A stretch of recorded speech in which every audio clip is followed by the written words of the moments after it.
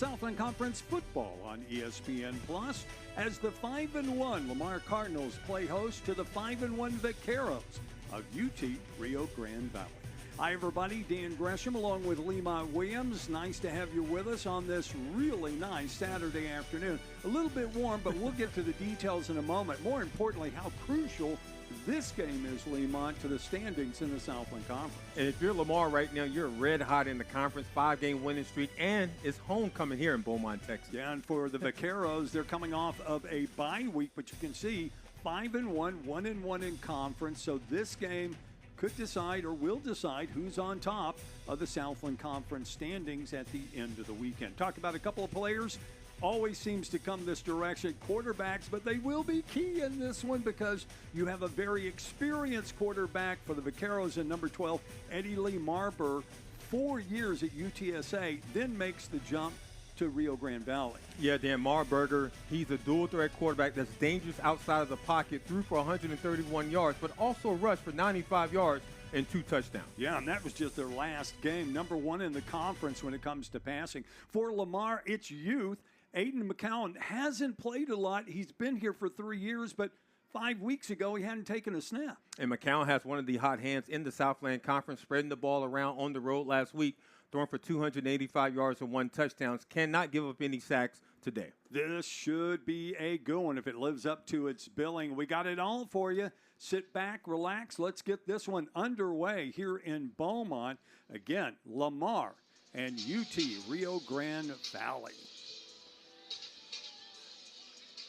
So Lamar wins the toss. They're going to elect to receive. There you see current conditions, 84 degrees, partly cloudy skies. Don't be surprised if we see some rain showers over the course of this one. We have seen spotty showers to this point. There's a look at the 2 head coaches for these programs. You're looking at one that's got more experience than you can imagine. On the left-hand side, Pete Rossamondo. He's been doing this for decades. On the other side, you have Coach Bush, and this is his first head job at the D1 level. But he has really got them going. Let's check on what's happening on the sidelines. Bob Slovak, third member of our team. Bob? Hot and humid down here on the field, Dan, for an October 19th. The homecoming crowd getting settled in. We're going to get to see the Lamar offense first. That means Aiden McCown coming on to make his 5th start. Now, Robert Coleman cleared to play, but Coach Rossamondo is going to stay with the hot hand, and why not? McCown completing 62% of his passes, 5 TDs. And the one thing, he doesn't panic. He is very poised out there leading the Cardinals offense. Let's see what he can do today. Dan? All right, thanks, Bob. First snap from the 25. Lamar doing what they do. They like to run the football, Lemont. They're not afraid to keep it on the ground. 4 or 5 yard gain is fine with them. They can do it a couple of times. Xavier Coleman with that pickup. Yeah, absolutely. Lamar has committed to the running game by committee. And Coach Rossamondo talked about this week how a lot of teams are making those adjustments, bringing 8 to 9 men in the box to try to slow them down running in the football. UT Rio Grande Valley really kind of runs a 4-3, but you know, they like to play a rover. You see them on the outside. The give again, right up the middle. Again to Coleman for his second carry. Now, 2 weeks ago, Lamar comes out and they open it up with a bomb to start the game against Nichols. An 85-yard touchdown. Today, conservative. Very conservative, and I anticipated that after having the meeting with Coach Rossamondo this week. He wanted to get back to the basics, and for them, it's bringing a balanced attack offensively, running the football, which helps build the confidence in McCown as he continues to grow each and every week. But this is also a defense that can stack up against you. They can handle the run. They proved that so far this year.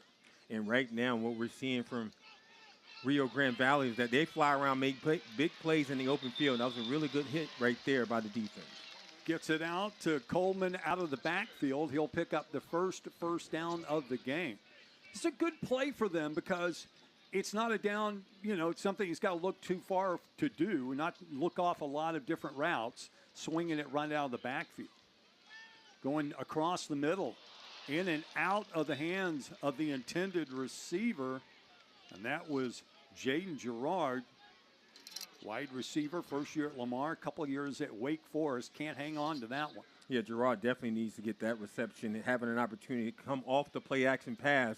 McCown put it right in the mittens for Gerard. Unfortunately, he couldn't bring it in. So it'll bring up a second down.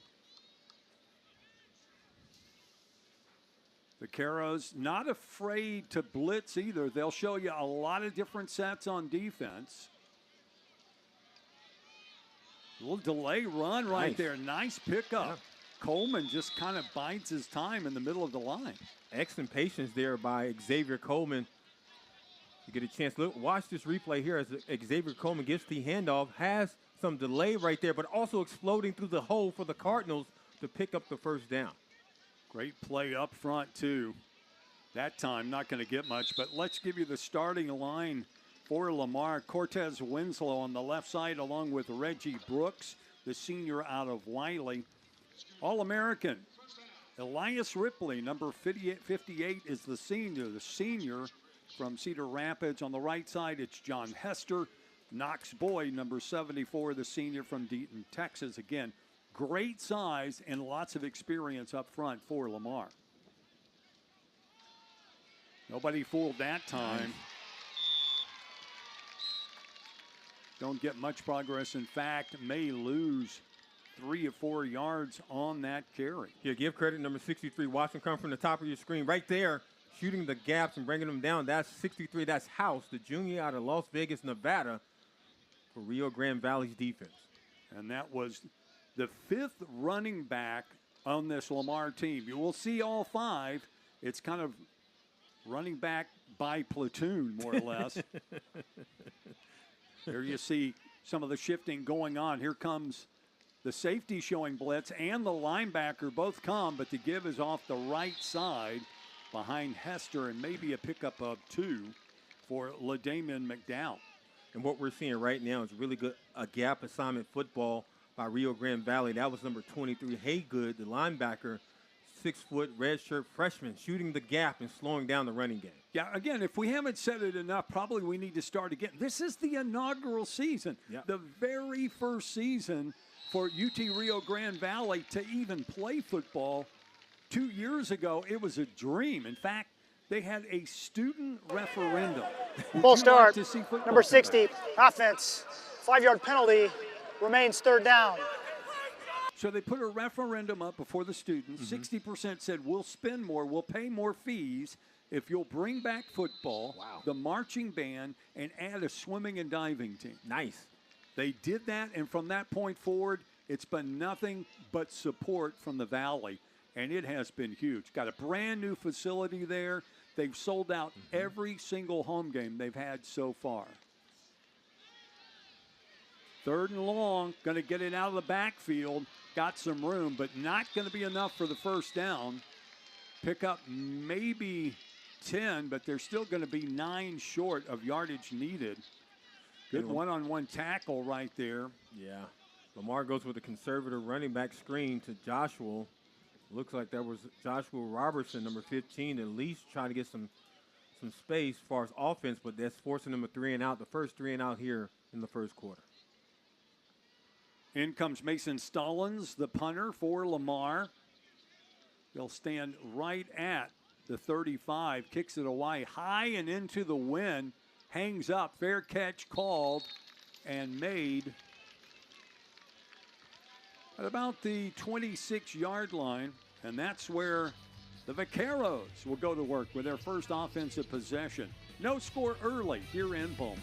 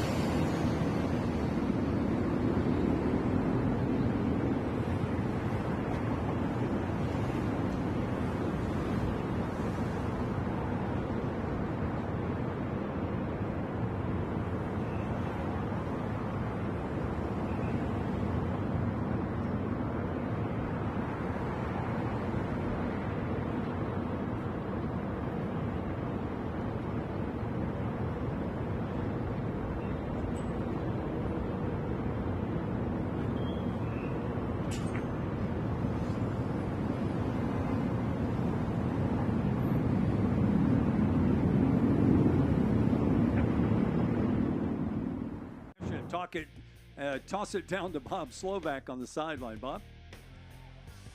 All right, Dan, we're going to get our first look at the Vaqueros offense led by quarterback Eddie Marburger. They've been putting up big numbers, averaging more than 500 yards total offense a game. Marburger with 245 through the air, but he can also do it with his legs on the run. That's one thing Coach Rossomando said. They got to keep him in the pocket because when he gets out of the pocket, that's when he really makes things happen. So they got to keep him in check. We'll see what they can do here on this first series, Dan. You're right. Marburger can do it on the ground. Number 16 in the standings, rushing Southland Conference. Number 1 in passing, but he doesn't have to do the rushing by himself. Got some pretty good backs with him, including number 32, Nathan Denny, a 5'10", 205 graduate student from Yale, has already got his degree. Also, you'll see Fabian Garcia back there, plus TJ DeMint. Again, these are all players who last year, most of them anyway, committed to UT Rio Grande Valley and then spent a year practicing before they ever played their first game. First season in D1. Looking at a 3rd and 4. Cardinals come with a linebacker blitz. Pass incomplete. Tries to get it out on the sidelines. And he's not going to find his intended receiver, Xavier Nolan. So that's going to bring out the punting team. Yeah, you can definitely see Marburger trying to buy some time with some really good blocking up front. Didn't like what he saw down the field. Tried to force it to the outside, forcing their first 3 and out here offensively. So that'll bring one of the highlights of special teams, Kendon Fusilier, number 1, onto the field. Look out for this guy. He is slippery and awful quick. This time, though, covered up by the Vaqueros.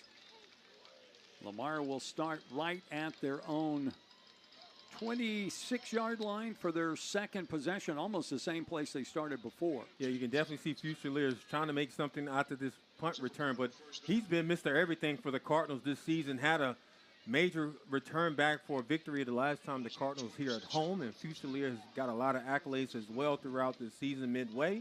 He's a really big factor for their offense and special teams. Just this week, a Phil Still mid-season All-American selection as a punt returner. But again, Lamar now with their second possession. Stalled out after a couple of first downs with that first possession. But again, false start. Penalties going to hurt Lamar. False start. Number 8, offense. 5-yard penalty. Remains first down. So Devin Gibbs, the big tight end out of Maybank, Texas, 6'6", 251, called for movement. I'll make the task a little tougher for Aiden McCowan. McCowan, keeper, straight drop, looks downfield, has got a man open, underthrows it as he tries to get it out to Blake Thomas. Oh, he called it a catch. Yeah, they actually called I'd that like a to catch. see that one again. I thought it was on the ground. McCown goes with the play action, Dan, and look here. Man, that's kind of... I don't know. Snap it quick, boys. They definitely snapped it quick. And they did, because I think if you reviewed that one, it looked like it bounced off the turf. It definitely got some favors there from the turf. But, hey, Lamar was smart enough to snap it real quick and pick up another 2 yards offensively running the football. Another look at it. Let's look at it one more time. Again, they're not going to review it, but just for us.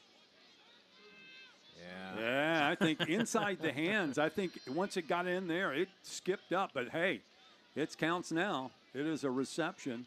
3rd and 1. In motion. Going to give it to the back. He'll pick up the needed yardage. Pretty easy. And then coming up off the bottom of the pile there is Amori Pouncey. Grad student, 6'3", 283. You're going to find on this UT Rio Grande Valley team a lot of grad students. They have a lot of transfers, and they have a lot of redshirt freshmen. Yeah. But committing to a place that has never played before, that's an interesting recruiting pitch. Absolutely, Dan, and that's tough when you're starting a fresh program with in a brand new city and having the opportunity to bring a coaching staff in and the crew to be able to cultivate everything with a melting pot of different players is really tough. But they're doing a successful job there down in the valley, 5-1 and 1-1 in the conference. And they've had a couple of tests. I mean, they lost their first conference game to Southeastern Louisiana, 45-31, but they were competitive. And then they beat HCU in their last game, 27-7. 2nd and 6. Tight end right. Looking downfield, going for the home run. Ball wide open, receiver caught. Blake Thomas, touchdown for Lamar. This kid has made some big plays this season. Blake Thomas, the freshman out of Houston, all by himself. He had the coverage beat by 10 yards. And it was sold by McCown. Watch the quarterback sell it on the play action, and it's wide open for the receiver for the touchdown. This young man has been an impact player for the Cardinals this season, definitely. Cardinals strike. Look to put the exclamation point on with a point after from Ben Woodard. And they do. So the Cardinals rip one long, pick up the advantage here early. We'll take a break. Come back, see if the Vaqueros can answer. Credit Union One Free Checking has everything you need to bank on the go. Make deposits and more with our highly rated mobile app. And get your direct deposit up to 2 days sooner with CU1 Early Pay. Open your account in minutes at creditunion1.org. Save $13,000 on a new Ford F-150. Hurry to Silsby Ford. We're going all out until we're all out of remaining 2025s. While they last, $39,015 for a new Ford F-150 Crew Cab. $39,015. That's $13,000 off. And get a $500 Walmart gift card with every trade-in, plus free window tint. So come to Silsby Ford in the heart of Silsby, Texas, USA. So come get you one at Silsby Ford. Credit Union One offers everything you need to get the most out of your accounts every day. With digital banking, you can pay bills online, set up personalized budgeting tools, easily transfer money between accounts, and more. Plus, you can get paid up to 2 days sooner when you set up direct deposit. Get started at cu1.com.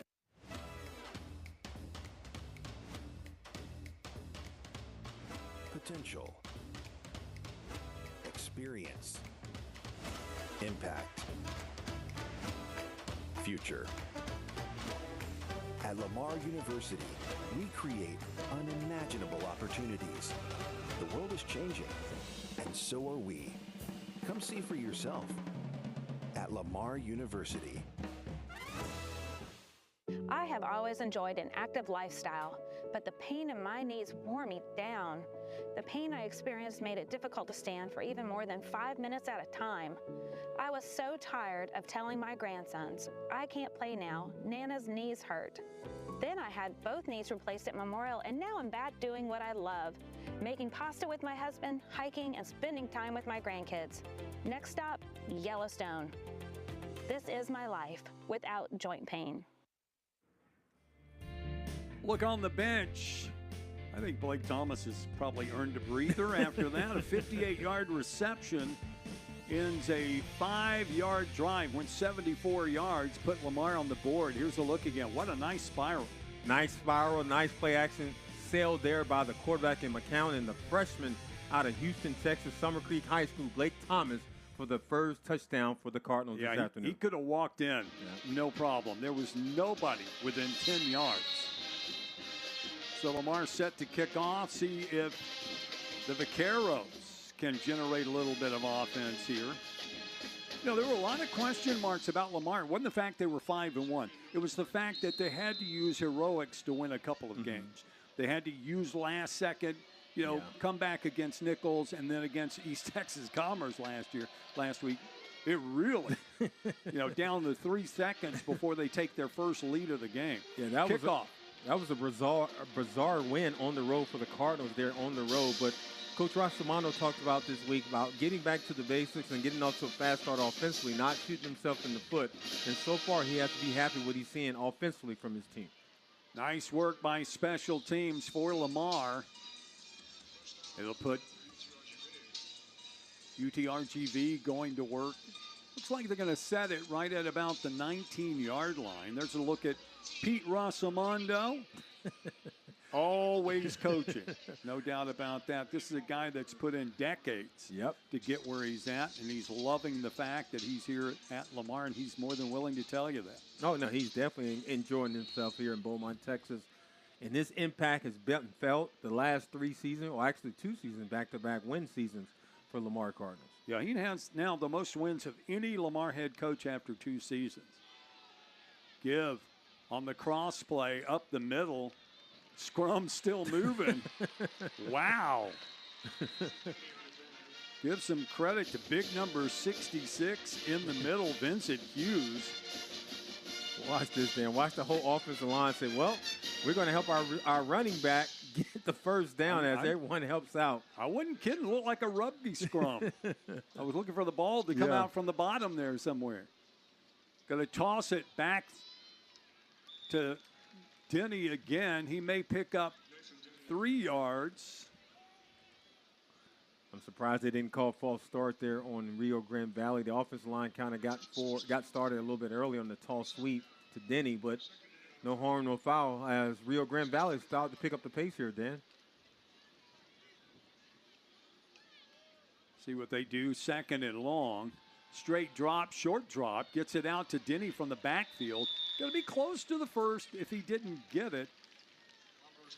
And out there to make the push out is Paul Amodia, a player that Pete Rossomondo talked pretty highly about this week, saying he thought maybe it was last week was the best game he had seen that transfer play. Came from Illinois State here to Lamar. Their secondary as a whole has been phenomenal, led by Pugh as well. I mean, the young man out of Beaumont, Texas, Christian Pugh, has been their true leader in the secondary as well. Marburger out of the shotgun. Puts a man in motion to the short side. Oh, go back the other way. Here comes the blitz. Nice. Perfect nice timing. pickup by Lamar. Marburger is going to go down, and guess who's there? Yeah, right on Paul cue. Amodia.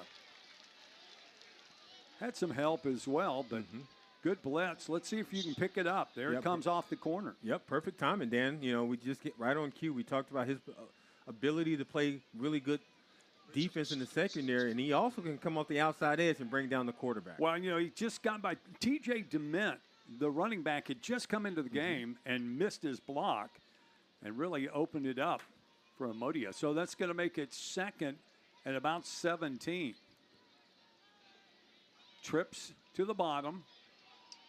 Going to give it, though, to the running back, and Lamar not fooled at all. They string it out, and they're coming off of the bottom is the big man, number 97, Christian Booker. Yeah, Booker and company was not fooled. Take a look at this replay here. Counter sweep there for the running back, and look at all the guys pursuing to the football for the Lamar Cardinals. If you're the defensive coordinator, that's exactly what you want to see on each and every play from your defensive players. Ryan McCarthy, the DC for Lamar. Look at this. Lamar going to give him a little bit of room here on a 3rd and 16, but also showing a blitz. Bad snap. Marburger, bad snap. Looks to recover, throws across the middle, incomplete. In and out of the hands of Tony Diaz. The redshirt freshman out of San Marcos has been one of his top receivers. There's another look at that quarterback sack. Lamar's doing an excellent job, Dan, bringing pressure from the outside, confusing Marburger as well throughout this last series. All right, got a player down. We're going to take a timeout. We'll come right back. Lamar up 7-0 here in the first.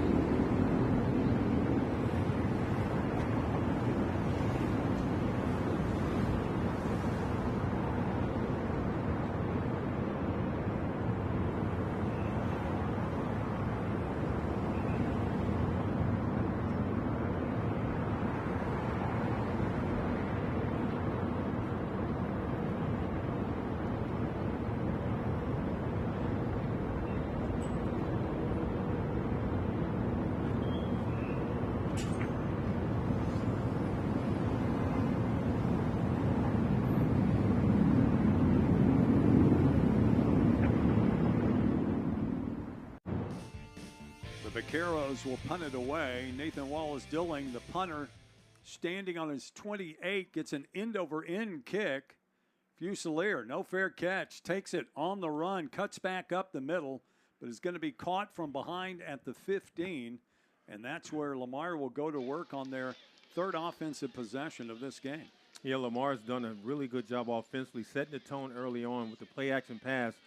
The running game is kind of established it early with Coleman as well as Robertson, but McCown is doing a really good job. His confidence is building each and every week, and you definitely see it in the play-action passes as he goes down the field for the first touchdown for the Cardinals in the first quarter. And, when you run as much as they run as a linebacker, you start committing pretty early to the run, and then you get burnt. Even the second, the corners and the safeties like to commit as well. There's a nice short pass. Pick up maybe 4 or 5 going to the tight end. And to your point, Dan, also, when you do the running game, what also confuses a lot of linebackers as a former linebacker myself is the sale of the play-action pass. McCown has got that down pat here, especially early on in this game. He is selling it, and it's confusing the linebackers not knowing where the football, and he's able to find the receivers like he did with Thomas down the field. Going to give, trying to go off the right side, but Vaquero's not fooled. Hank Philomar coming up, getting involved in that stop. Also in on the play, looked like maybe Jaden Haygood, the linebacker out of Converse. Yeah, that'll be a loss of yardage. Yeah, Dan, that's nothing doing on that. We'll give credit to UT Rio Grande Valley, staying home and playing smart football. Take a look at this replay here as you give the handoff to your running back and Coleman, and look at the penetration and the guys behind the line of scrimmage, reestablishing the line of scrimmage there by the defense. Yeah, Elijah Proser, the linebacker, coming in, making that tackle. Had 11 solo tackles coming into this one. So now 3rd and 7, looking down the field. McCown in trouble, lots of room. Breaks it off to the outside. Big pickup, decides not to stop. Goes head on and collides deep into the secondary with Dorian Blackwell, but more than enough for a first down. And, this is something we saw early out of McCown. Yeah, absolutely. McCown is not afraid to take off and run it if he has to at 6'2", and one of the top fastest guys on the team, per Coach Rosamondo. We saw it last play as he picked up the first down. Yeah, but one other thing Pete Rosamondo and his staff have said, we don't want Aiden McCown to think he's a fullback. We want him to believe he's a quarterback. Run when it's open, but don't endanger yourself. We've already lost one starting quarterback this season. Yeah, they're trying to keep the sophomore upright at 6'2", one of the top fastest guys on the team. But like you're absolutely right, Dan. Slide when you get a chance to get out in the open field. 2nd and 8 actually hits the man in motion coming across. Don't see that happen very often. Not at all. That first miscue. Ball start, number 79, offense, 5-yard penalty, 2nd down. I don't know if we'll get a chance to see that again. Watch this. We kind of went right before it happened, but on that snap, I think it hit number 18. Let's see. Watch right here. Yeah, hits him right in the hand, and he knocks it straight down. Lamar's lucky they covered. Of course, penalty called before that. So now it's going to be 2nd down, but it's still going to be a long way to go. McCown, lots of time, steps up into the pocket, takes off again. Oh, that should be a flag. Got to believe there'd be a flag on that one. Don't see anything coming out, though. Fans are booing as well. They thought McCown took a personal shot there. Watch this replay. McCown just looks, surveys the defense, but decides to take off with the football as he slides right here. You can see the defender comes in, and man, I think that should deserve a flag. Head first. And Coach Rosamondo's upset. Pete Rosamondo. Is under review for potential targeting. Now the crowd is on that side. And let's talk about this. What's changed in football, certainly since I played. And I played well before you did. There's Pete Rosamondo. Targeting was not an issue. I mean, you were taught, lead with your face, lead with your head. And now if you do that, it could cost you not only a game, but a game and a half. And also, if possible, how bad the targeting is, you could get ejected out of the game as well. But the game has definitely changed over years and decades, and right there we see as McCown gives up his body and slides, as a defender, it's kind of hard because you're coming at full speed to kind of slow down. All right, Bob, let's check in with Mr. Slovak down on the sidelines. Coach Rossimondo, as you can understand, is very hot. He's screaming at the referee, and what he's screaming is, you got to protect my quarterback. You got to protect my quarterback. That was looked to be a targeting foul. We're going to see what they say here in a second, Dan, but Coach Rossimondo is not happy. Dan? Well, I think that would probably be said by either coach. And again, the whole idea, I know there are a lot of guys, again, old school, say, that's football. You know, that's just football. Come on. But no, it is about the idea. We've learned a lot since those days, and one of them is that, you can end a person's career, if not more. Now, the question is, did he lead with his head or did he lead with his shoulder, and his helmet just made contact? And that's what the officials are going to have to decide. Obviously, it looks like Aiden McCown's okay. Yeah, that's a really good question, Dan. Number 23, the guy that's called for the potential targeting, is Haygood, and as he leans in, it looks like he was leading with his shoulder and his helmet caught contact. So if it's a targeting, then he's going to get penalized, but I don't think he needs to be ejected out of the game. Look at it one more time. Watch as McCown After takes review, off. there is no foul for targeting. Wow. Third down.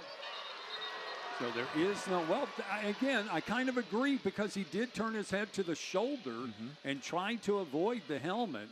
So they're not going to get the targeting call on review, and that'll bring up a third down. Well, Coach Pete Rossimondo doesn't like it. You can see him standing there in the shot with his hands folded up.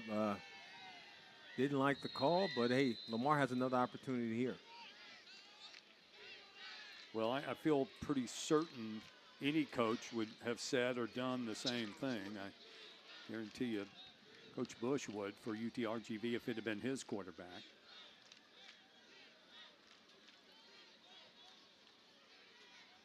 Showing blitz. Here comes the middle linebacker on the drop. McCowan with time. Downfield, big catch. Brought down from behind is going to be the big tight end, Devin Gibbs. 6'6", 251, makes a good target. Yeah, excellent job here by McCown. He steps up in the pocket, feeling the pressure, and he finds the 6'6" tight end in Gibbs to be able to get away from the secondary as well to get the reception. I'm really impressed with Aiden McCow's confidence now in throwing the football. You can tell he feels good stepping up. All right, that ends the first quarter. We'll turn things around, come back, see if Lamar can turn this into points.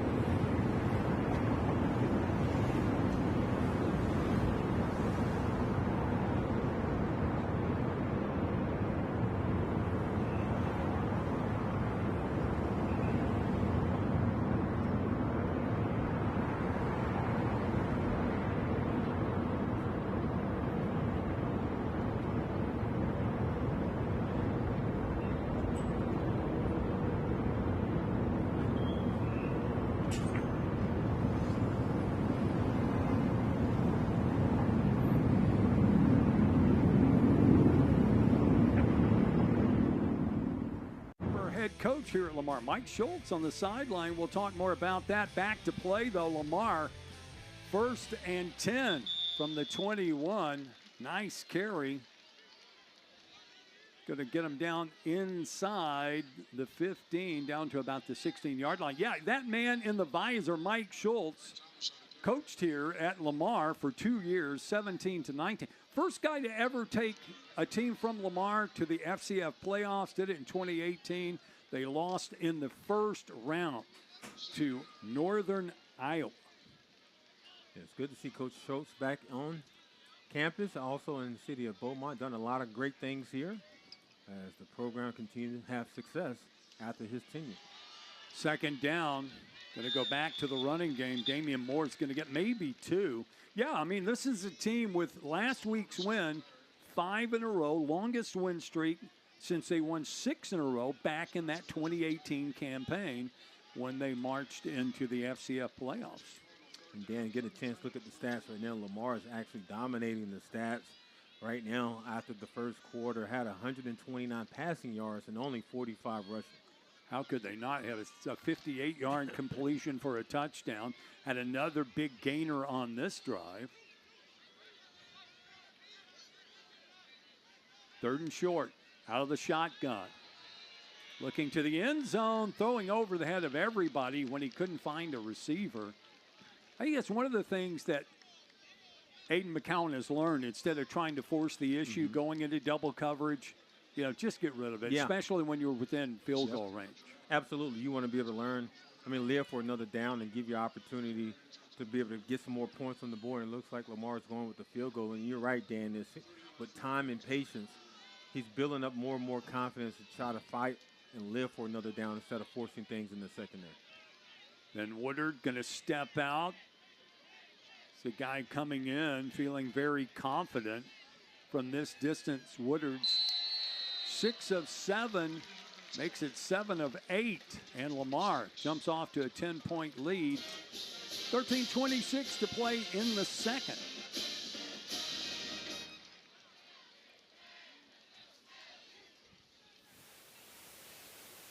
It's brutal. So slow. Good thing we brought Jersey Mike's. Is that Danny DeVito? Don't worry about me. This is a commercial for Jersey Mike's. And at Jersey Mike's, the subs matter most. Freshly sliced right in front of you. That's what matters here. Almost forgot. I found your ball. It's a rock. Where the subs matter most. It's a Jersey Mike's thing. A sub above. I'm Gabrielle McLeod on behalf of the Louisiana Propane Dealers. I have spent hundreds of hours preparing for scholarship competitions. That preparation paid off when I won the Fitness and Talent Awards along with the title of Miss Louisiana. The Louisiana Propane Dealers are also pretty talented and want you to be prepared for when the power goes out. Visit LouisianaPropane.com to find out about propane generators and other safety tips. Louisiana Propane, it truly is the fuel for our future. Hey, what's up, roomie? I got us some Jersey Mike's subs. Danny DeVito? Are you my freshman roommate? And that doesn't matter. This is a Jersey Mike's commercial where the subs matter most. Look how big that is. We can eat that for lunch and for dinner. Hey, we eat that. Hey, who let the rents in? You want a Jersey Mike's? Introduce us to your new roommate. Mom, it's Danny DeVito. That's mine. Don't touch it. Where the subs matter most. It's a Jersey Mike's thing. A sub above.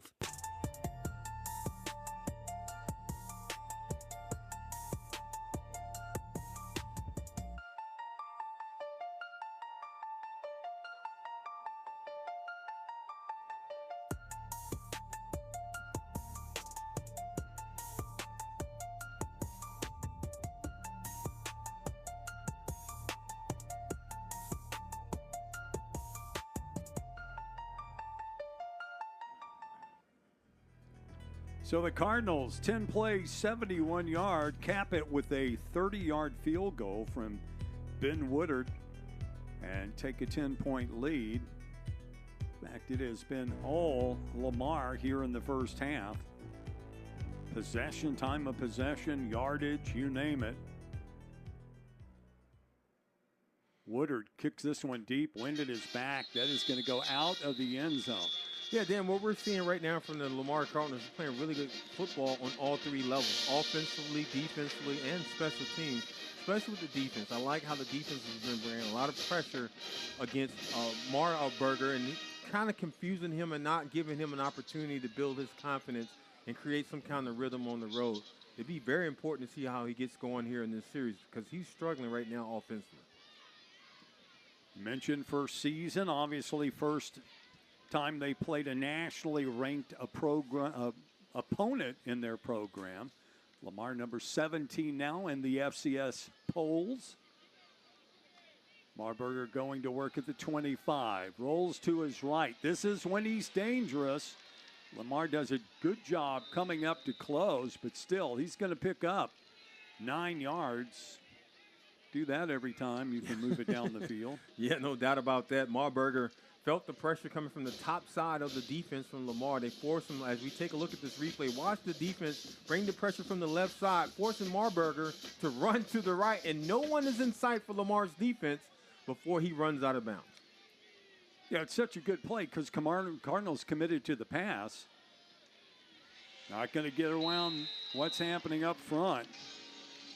Big number 3 coming up to make the stop for Lamar, and Peyton Christian, the junior from Kilgore, Texas, picked up a touchdown last week on a scoop and score against East Texas A&M, so he's riding high.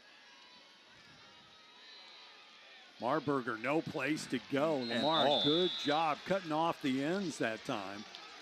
Yeah, you're right, Dan. No place to go at all. No running lanes established by Grand Valley. Watch this here in the replay as Marburger with the design quarterback keeper. Nope, nowhere to go as 3 to 4 defensive players for the Lamar Cardinals there to stop him in his tracks, forcing another punt opportunity. Yeah, DeKelvion Beeman, the senior from Shreveport, the linebacker, really shut things down. Yeah, so back on to punt is Wallace Dilling.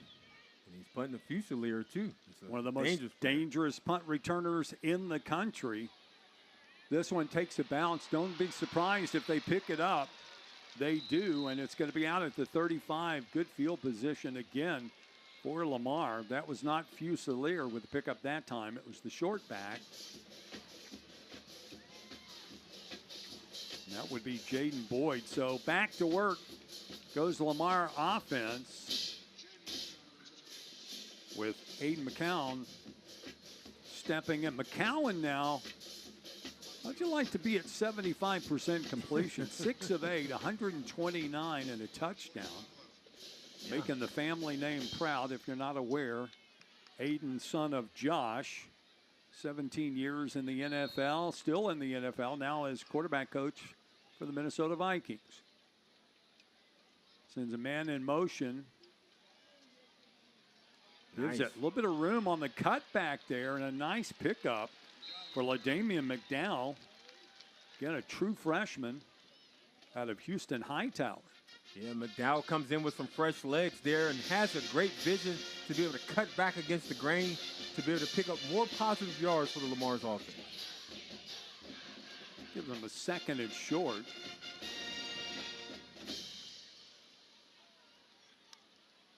Quick snap. Once again, going to go up the gut.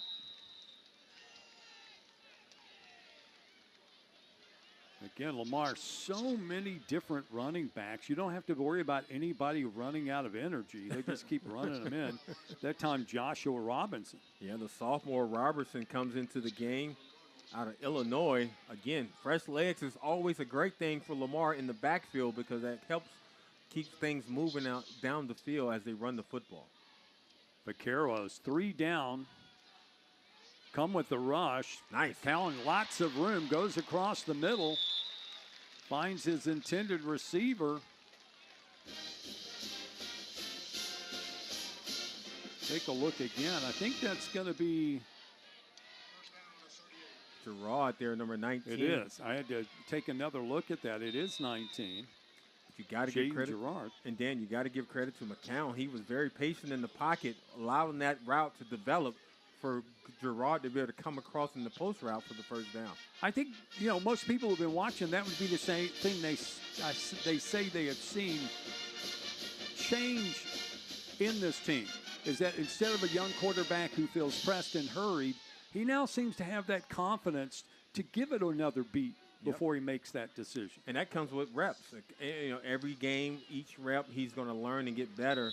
And you can definitely see the difference between McCown this week compared to the last time the Cardinals was at home, because it took him a while to build that confidence to get the victory at home. But right now, he's real hot as far as from the quarterback position.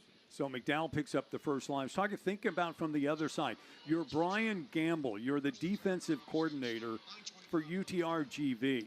What do you need to do here? You got to take something away from the Cardinals. If it's going to be McCown that's going to beat you, then you take away the running game, or vice versa. You take the running game away. Lamar's doing a really good job with this balanced attack, only rushing for 69 yards, but passing for 152. There goes Coleman on the outside. Oh, tackled way out of bounds. Continuation, I think, so no flag. Still good for 5. And again, time of possession has been all Lamar. They have had 12:22 to the Vaqueros' 5:53. And you see Coleman stretching it out. I don't know. That was pretty far out of bounds when that tackle was made.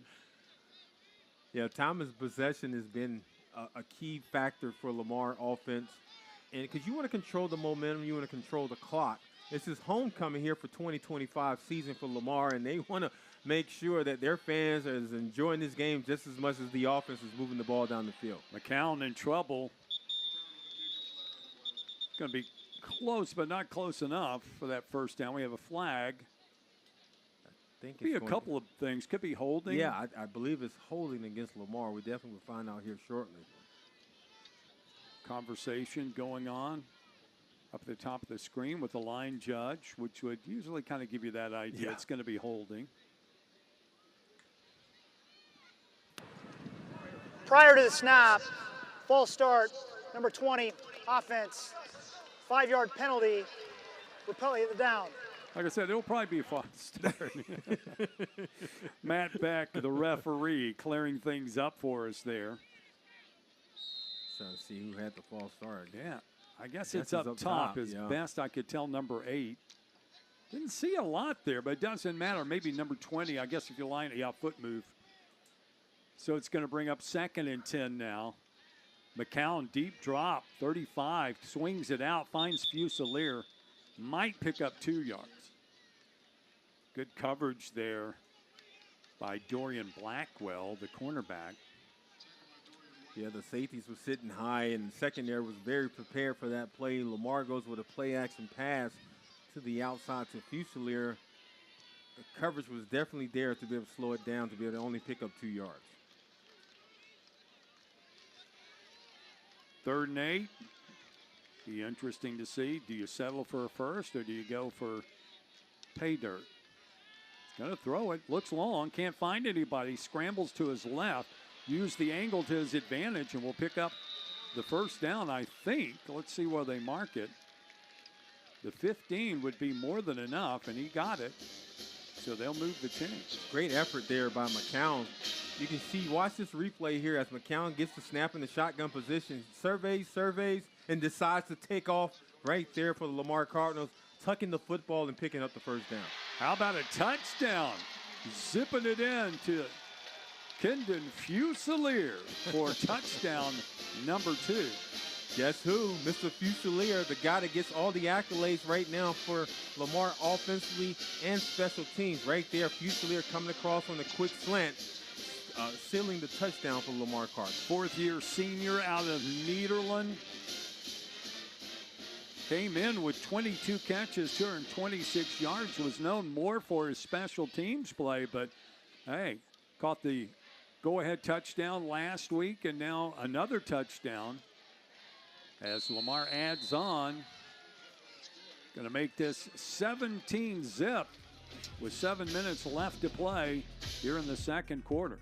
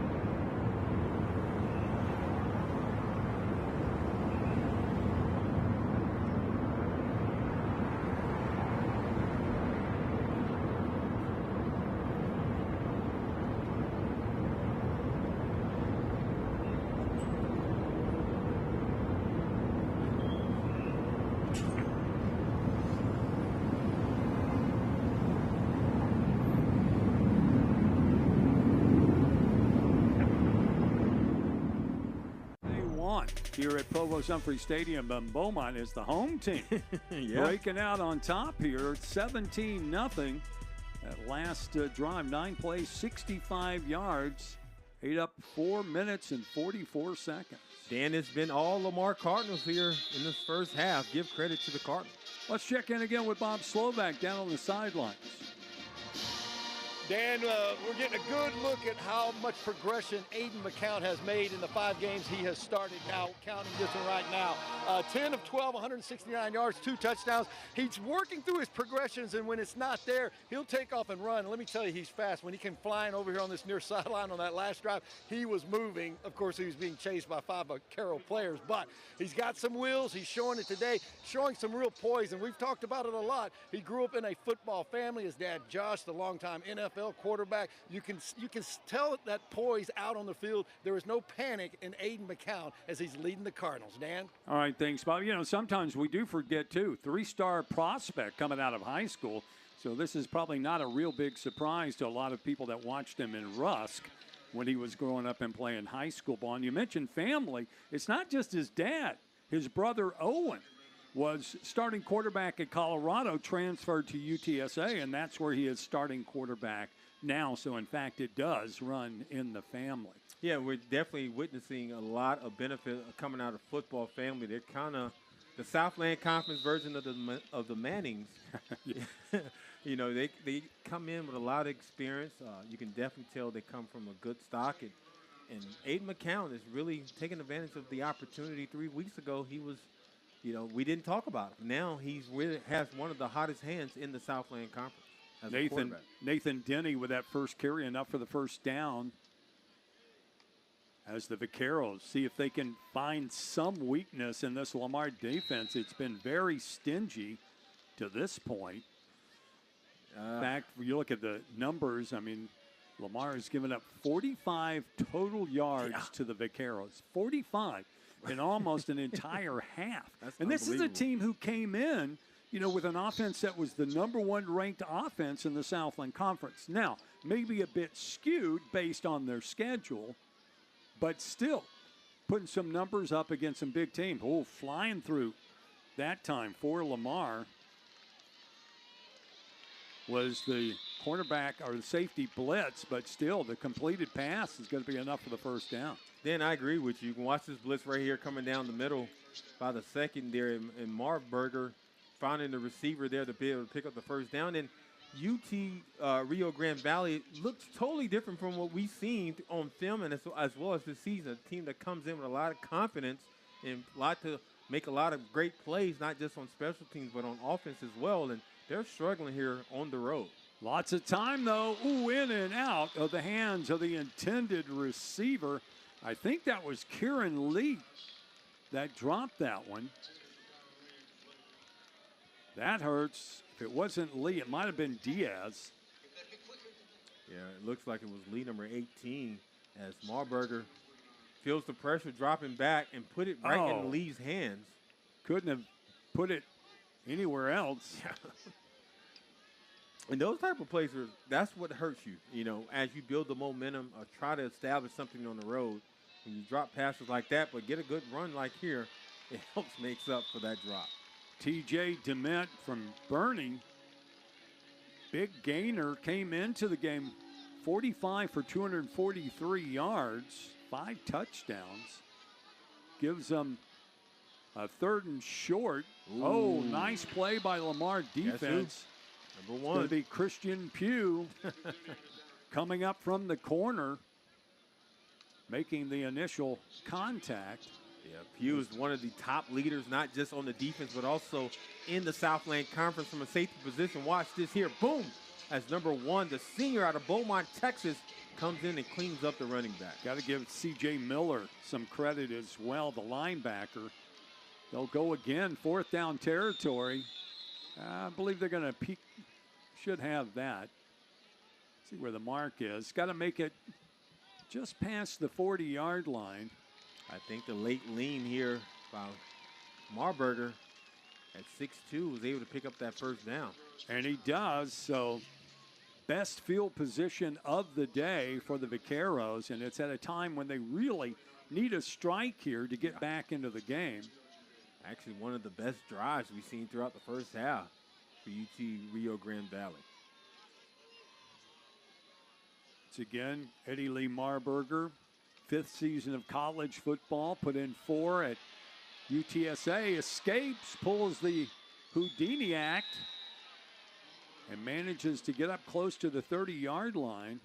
You thought he was all but done. The pocket collapsed, and there he shoots out. Yeah, he was able to escape the pressure. Watch this replay here. Number 99 gets right there, shoots the gap, and gets some penetration, and Marburger felt that pressure up the middle, got away, and slid down. So it's going to be 2nd and 5. Trips to the right side. Nobody in the backfield, comes across the middle and finds Tony Diaz, who makes a couple of moves before being shoved out inside the 20. Nice play there by Diaz. He replaces the linebacker that took off for the blitz for Lamar and was right in the sweet spot right there behind the line, behind the defensive line for that reception and first down. Diaz, 121 yards against Prairie View earlier this season. Spread offense. Marburg gives it to his back. There it is. And look out, got room, upended at about the 3-yard line is Nathan Denny. Good hard run by Denny with the running back sweep. Oh, yeah, but look at that great block. Sealed it on the end and gave him some room. Gannon Lahr, the big 6'4", 303-pound right tackle. I tell you one thing, Dan, if UT Rio Grande Valley gets a touchdown here, they're back into this football game. 1st and goal to go. Denny bides some time. He's going to get in. But no official call yet. Players with hands up. Let's wait for the striped shirt. Going to get it? The mascot thinks so. Mascot's all in. Believe they finally do. I see the sign. So it is going to be touchdown for the Vaqueros. Might be under review here, or I guess, yep. Is a touchdown. The previous play is under further review. So there you go. Play under review. Take another look at it, Dan. Simple handoff to the running back. He leans forward, gets some push by the offensive line, and the ball crosses the plane. Yeah, pretty obvious that he did get across. So now they'll...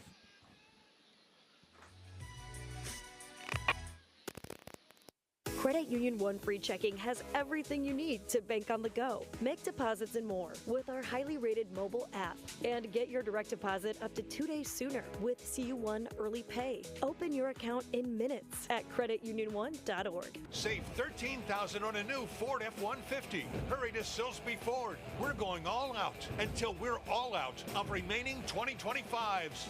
While they last, $39,015 for a new Ford F-150 Crew Cab. $39,015. That's $13,000 off. And get a $500 Walmart gift card with every trade-in, plus free window tint. So come to Silsbee Ford in the heart of Silsbee, Texas, USA. So come get you one at Silsbee Ford. Credit Union One offers everything you need to get the most out of your accounts every day. With digital banking, you can pay bills online, set up personalized budgeting tools, easily transfer money between accounts, and more. Plus, you can get paid up to 2 days sooner when you set up direct deposit. Get started at cu1.com.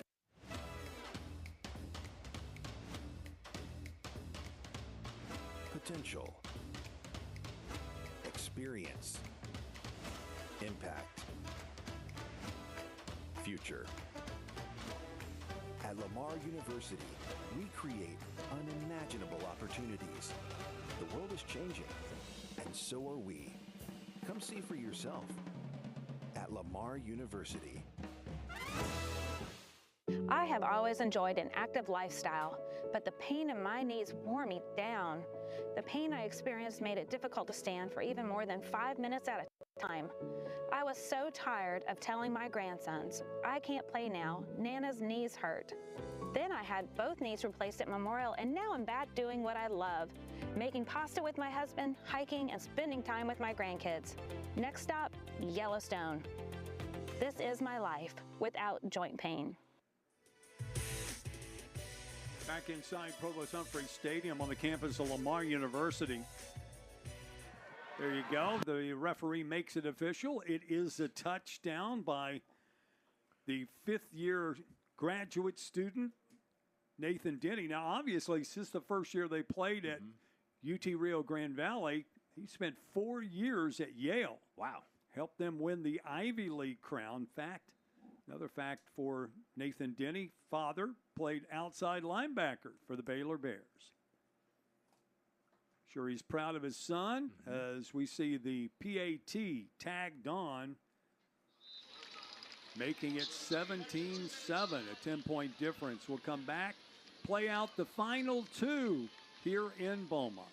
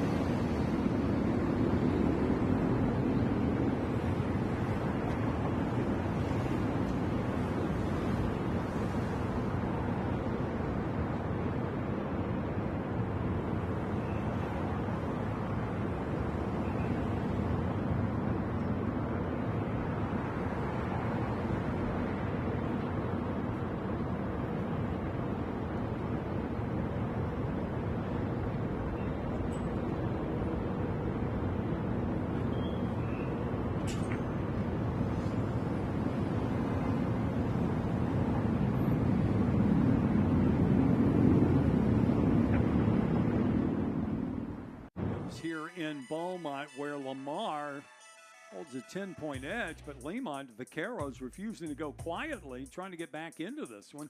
They wind up going 12 plays, 75 yards, taking up 5 minutes. Yeah. That was an impressive drive there for UT Rio Grande Valley to get back in it and build their confidence as they head into halftime.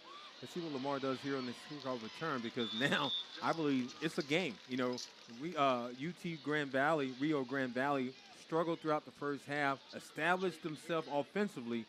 Let's see if their defense can hold off Lamar. LaDamian McDowell's going to give them good starting position for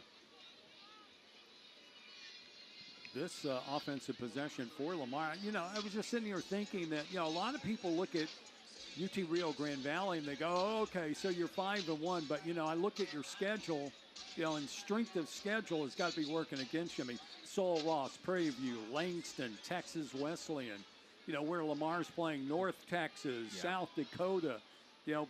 But this is a team, again, not made up of players who've never played before. The majority of this team has certainly seen some D1 action, and if not, you know, they're coming out of some very good high school programs, and they've been practicing together for a year before they ever hit the field. This team is legit. Yeah, that's a good point there, Dan. They come in with a lot of experience across the board, and, you know, regardless of their strength of schedule, they're a team that gelled very well, and, you know, just in a matter of weeks. And it feels like right now they're starting to get their feet underneath them on the road in a hostile environment. Again, Lamar has done a really good job of bringing a balanced attack throughout this first half, running the football, also passing, with McCown right now having, 177 and 2 touchdowns? Well, and also in the Vaqueros' defense, it's not easy scheduling. You're a team that's just coming in to D1. You're making phone calls, trying to find people that want to play you.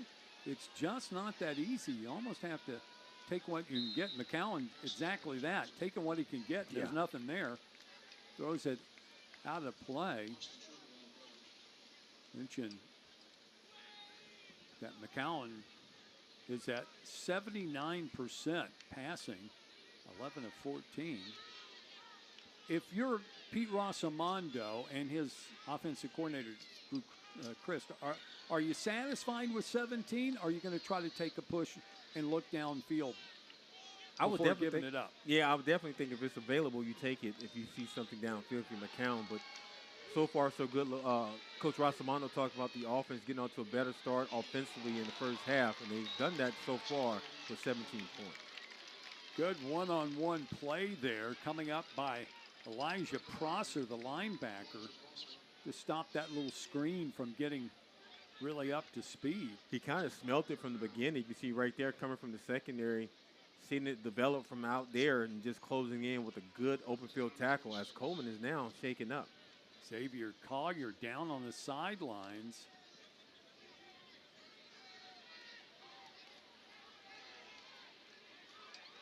Clock continues to run, under a minute to play here in the first half. McCowan got a little bit of room.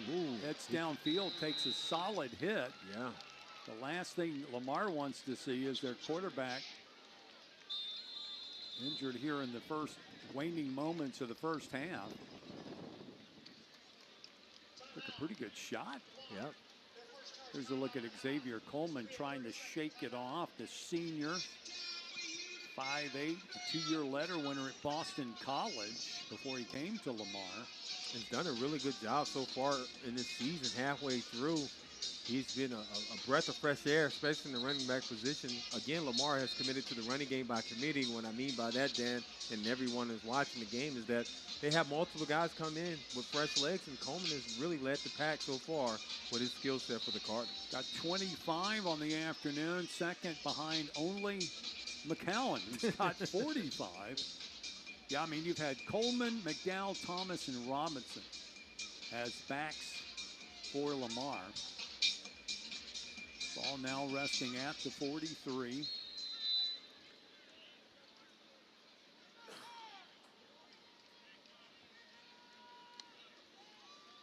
McCowan going to swing it out. Finds McDowell out of the backfield, and he's going to be close to another first down. And Lamar's threatening now UT Rio Grande Valley's defense as they pick up the tempo with 28 seconds to go before halftime.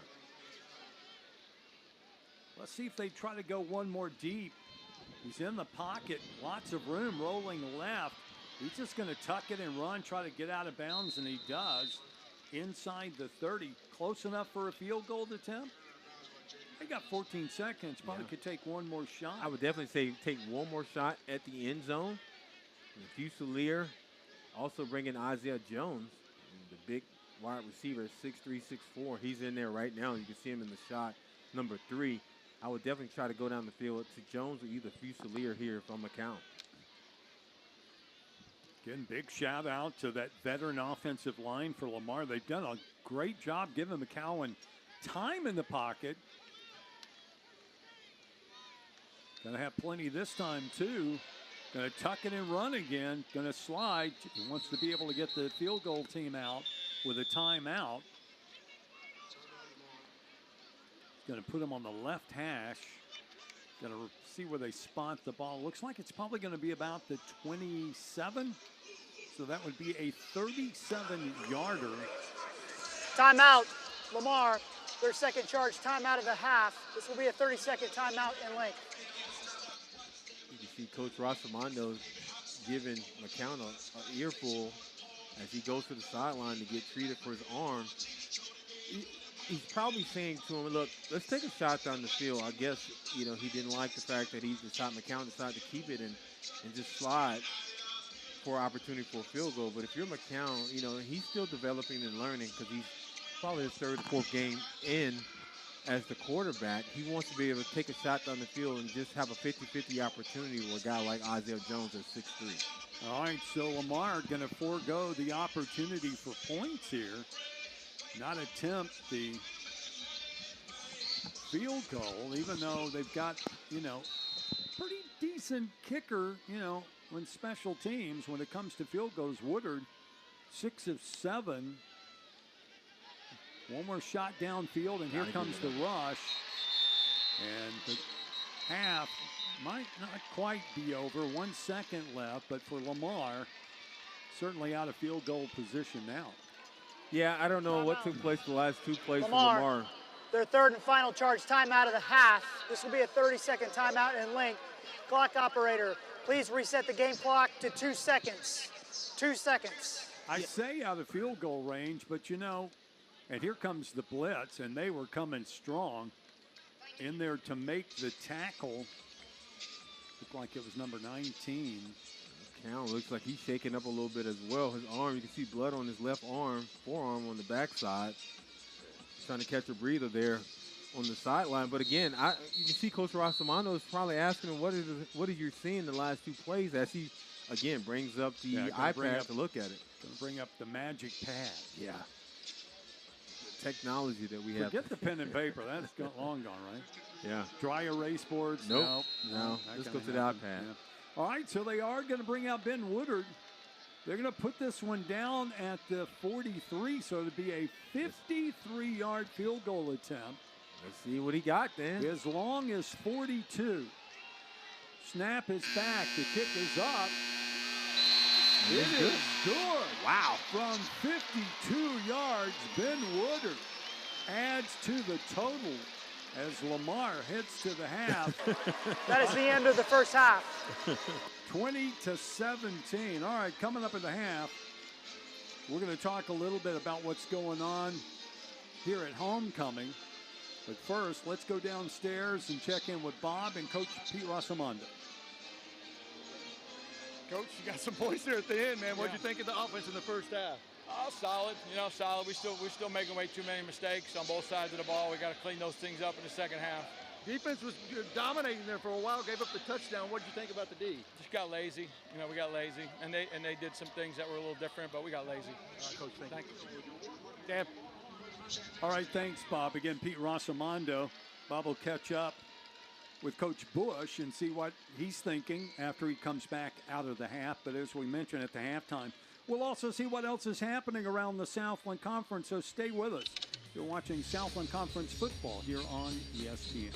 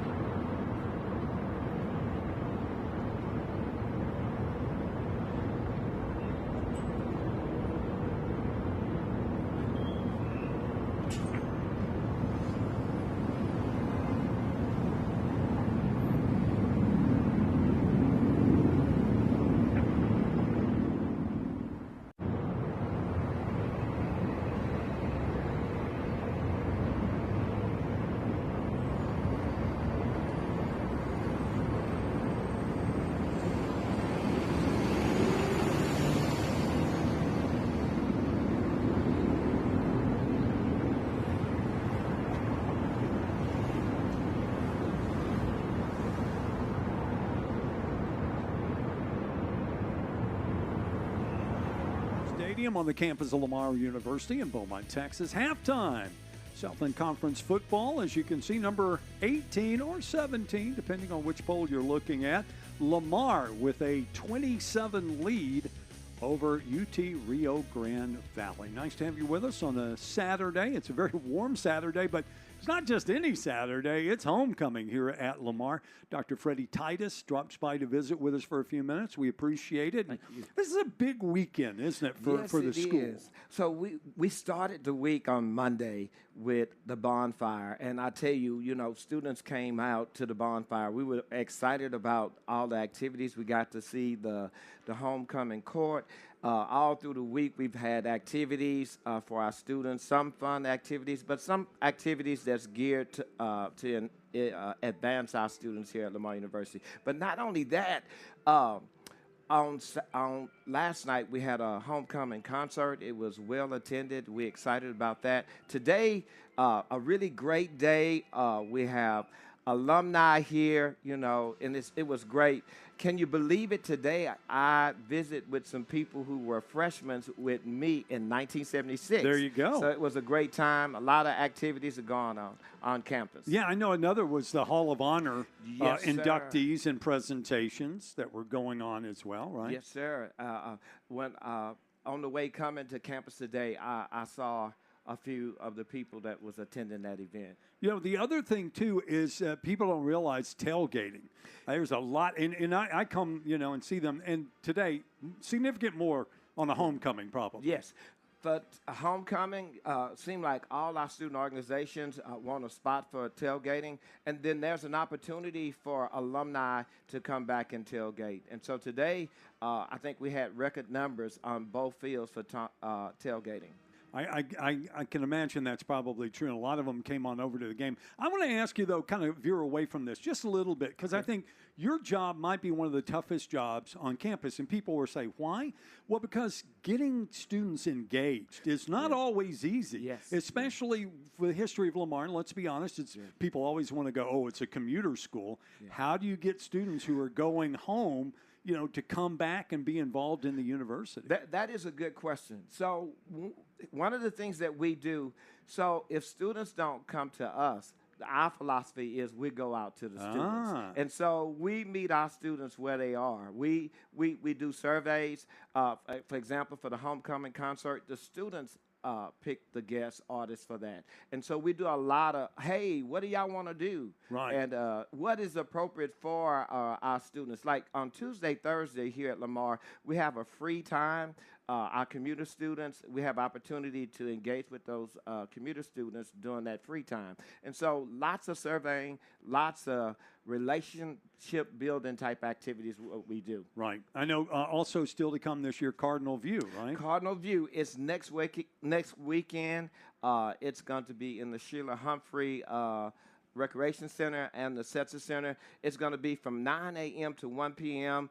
And this is the opportunity. It's really our open house for prospective students and their families. It's a half-day event that showcase Lamar academics and student opportunities. Yeah, so if you've always wondered if you're one of those people who's driven, and you do literally drive through Lamar University, if you come down MLK in Beaumont, or you drive by on 69, you see the campus from afar, this is a chance to come in and get an up-close and personal look.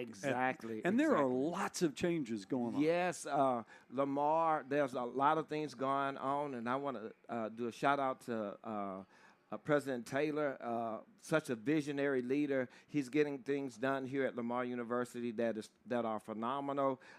We have new facilities on campus. We have a new intramural field. The list goes on. And then some of the recognitions that we're getting. Look, we're on our way to being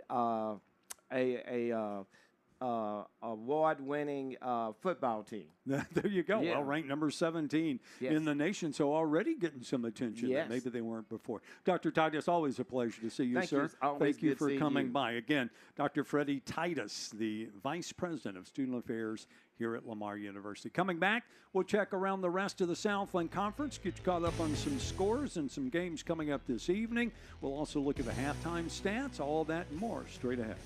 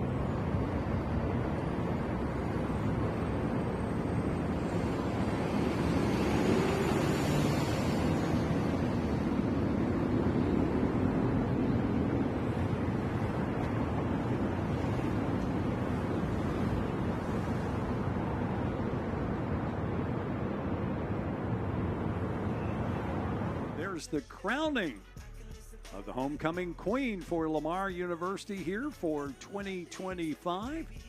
Dr. Jaime Taylor also out to crown the king as well. It's halftime, as we mentioned here. Got one other game going on this afternoon underway in the Southland Conference. Let's check on some scores for you. 4 games on the schedule. You can see Northwestern and Southeastern in the first quarter with Sela up on top 7-0. Then the other games coming. Got a 4:30 start between East Texas A&M and UIW. Then coming up later, we will see Houston Christian at McNeese and Nichols in Nacogdoches going up against SFA. We'll take a quick break. We're going to come back. We'll get you ready for a second half of action. It's been a good first half. 27, Lamar on top.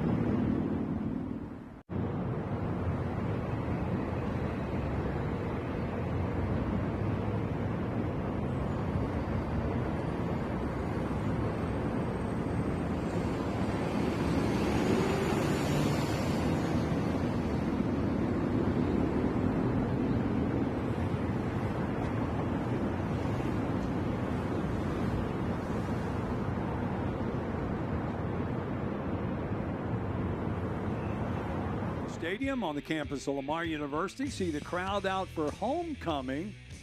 Take a look at some of those halftime stats. Lamar scoring first in the first quarter, then putting a field goal on in the second, score another touchdown. Finally, the Vaqueros get something moving, scoring in the second, then Lamar ends it with that long field goal. Anything jump out at you from these stats? Yes, Lamar, balanced attack. I mean, 97 rushing yards, 186 passing yards, total offensive aid, 283 compared to UT Rio Grande Valley 107. And that was the indicator throughout the first half. Lamar, the balanced attack, running the football, but also selling the play-action passes, which helped McCown's confidence and led to the lead. Double up on the Vaqueros when it comes to first downs. We'll see how it plays out in the second. Coming up next.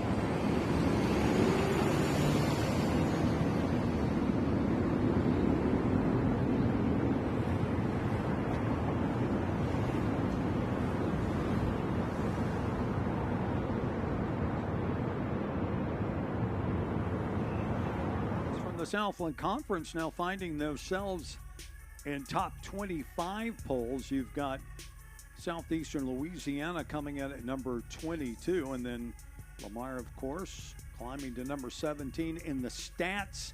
Performed top 25 and 18th in the AFCA coaches poll. Those are both high water marks. Here's a QP comparison for the game. It's all McCown. McCown is at 186 yards, 2 passing touchdowns, and 44 rushing. As Mark Berger is struggling in the first half. Hopefully in the second half he can find his timing with his receivers.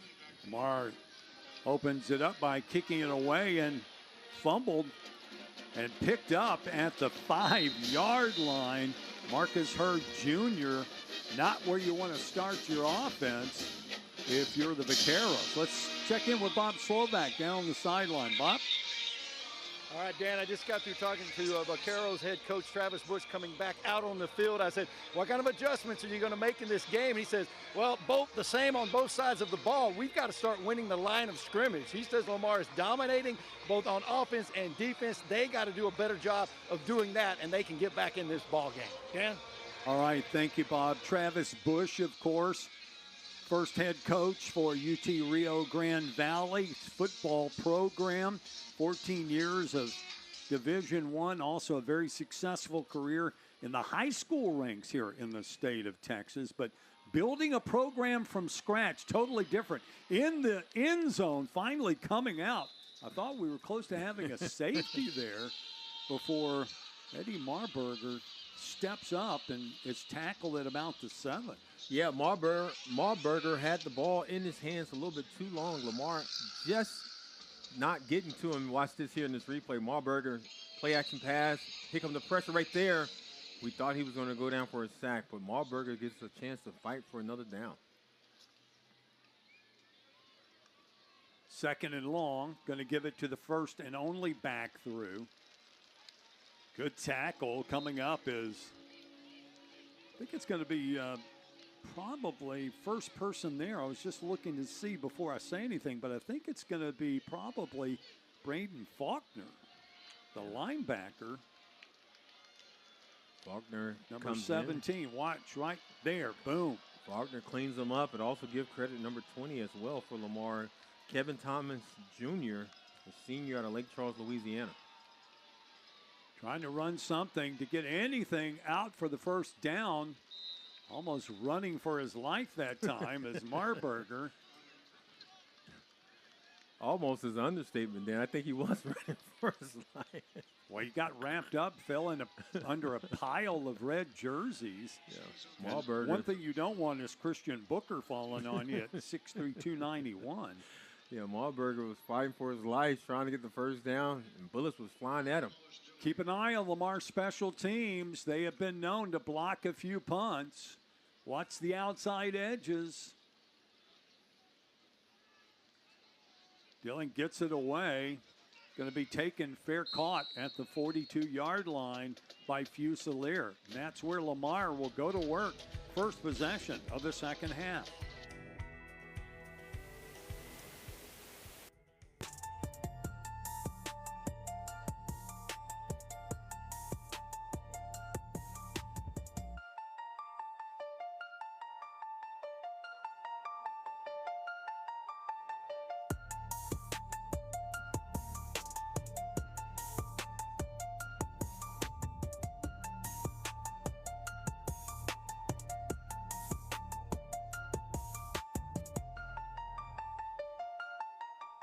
Hey, what's up, roomie? Danny DeVito? Are you my freshman roommate? And that doesn't matter. This is a Jersey Mike's commercial where the subs matter most. You took both bunks. I got a lot of stuff. Where the subs matter most. It's a Jersey Mike's thing. In my Louisiana, sunrise means fresh seafood on the table. My Louisiana, every meal is a celebration. My Louisiana really makes me wonder.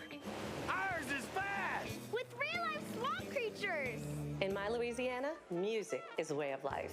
My Louisiana is sheer magic, from sun up to sundown. Till sunup again. What will your Louisiana be? When you find your Louisiana, you feed your soul. Does our mascot look like Danny DeVito to you?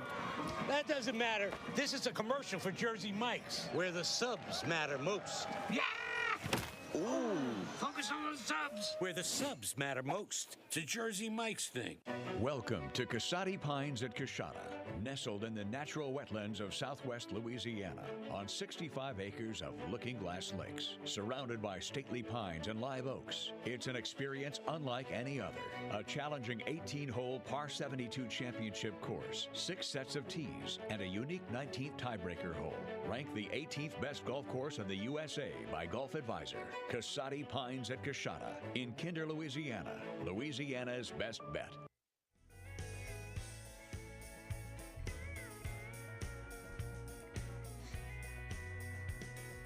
So Lamar coming out for their first possession of the second half. See if things started the way they ended the first half by putting some points on the board. They got great field position. Coleman doesn't fool anybody as they try to run it right off the left guard. Jaden Haywood, the linebacker, there before he even took a first step. Yeah, the freshman out of Converse, Texas. Haygood, Lamar switches up and goes under the center with the straight handoff to Coleman, and Haygood brings him down. Yeah, the Wildcat hasn't been real successful this year. The couple of times we've seen Lamar run it.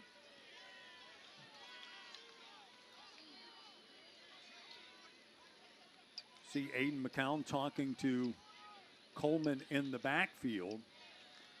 Drops, throws it out into the flats, caught by Blake Thomas.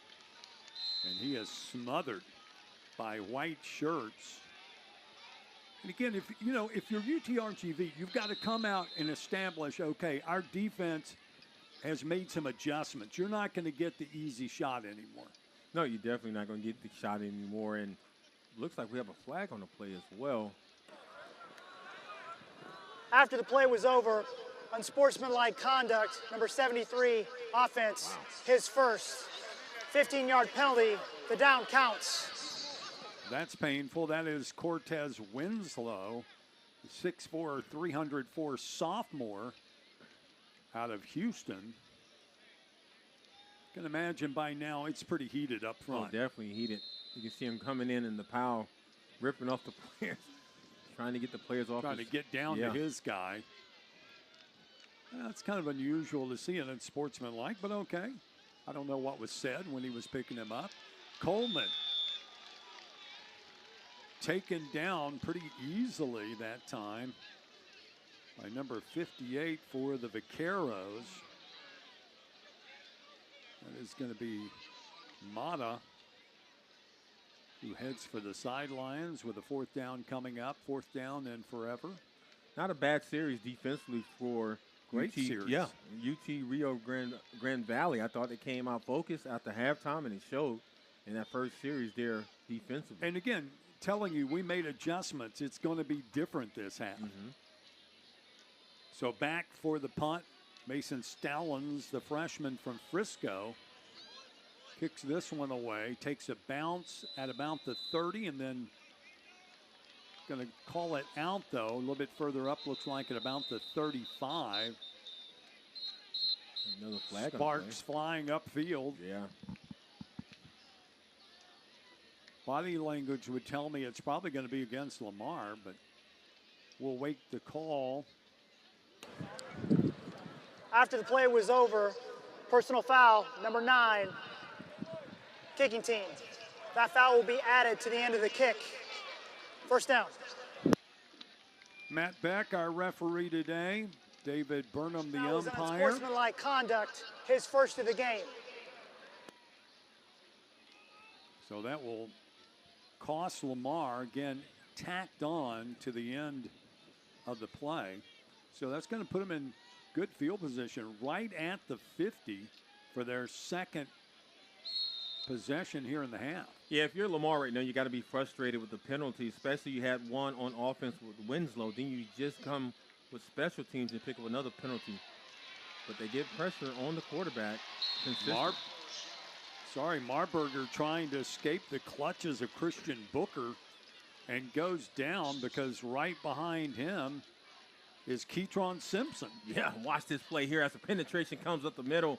You can see right there Marburger don't know what to do and brought down by Simpson. Well, DeMint didn't have a chance. 5'8", going up against Christian Booker, 6'3". Yeah. So now looking at second and very long yardage, swing it out to the back, Denny, and maybe get back to the original line of scrimmage. Again, Lamar is playing outstanding, not just in the first half, but also early on in this third quarter up front. Their defensive line is doing a really good job. But watch Marburger, gets the high snap there, finds his receiver, gives it to him in space. That's the most important thing. You allow your playmakers to be able to make a move and pick up more yards for opportunity to pick up the first down. See Lamar showing blitz again. Deep downfield goes Marburger. No flag.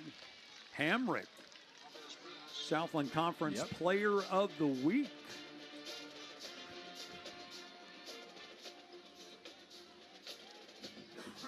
Take a look at this replay here as Marburger decides to go deep. First shot going deep here in the third quarter. And Hammond, as you said, Dan, the defensive player of the week in the Southland Conference, said not on my watch. So that's going to bring up 4th and 10, and the punt team comes out. Nathan Wallace-Dilling, number 1 in the conference, averaging 43 yards a punt. Kicks this one away. Over the head of Fusilier. Did he touch it? They want him to pick it up because they say Fusilier touched it, but no signal from the officials, and Fusilier jogs off, so they'll bring it back out. Lamar will see if they can find some offense.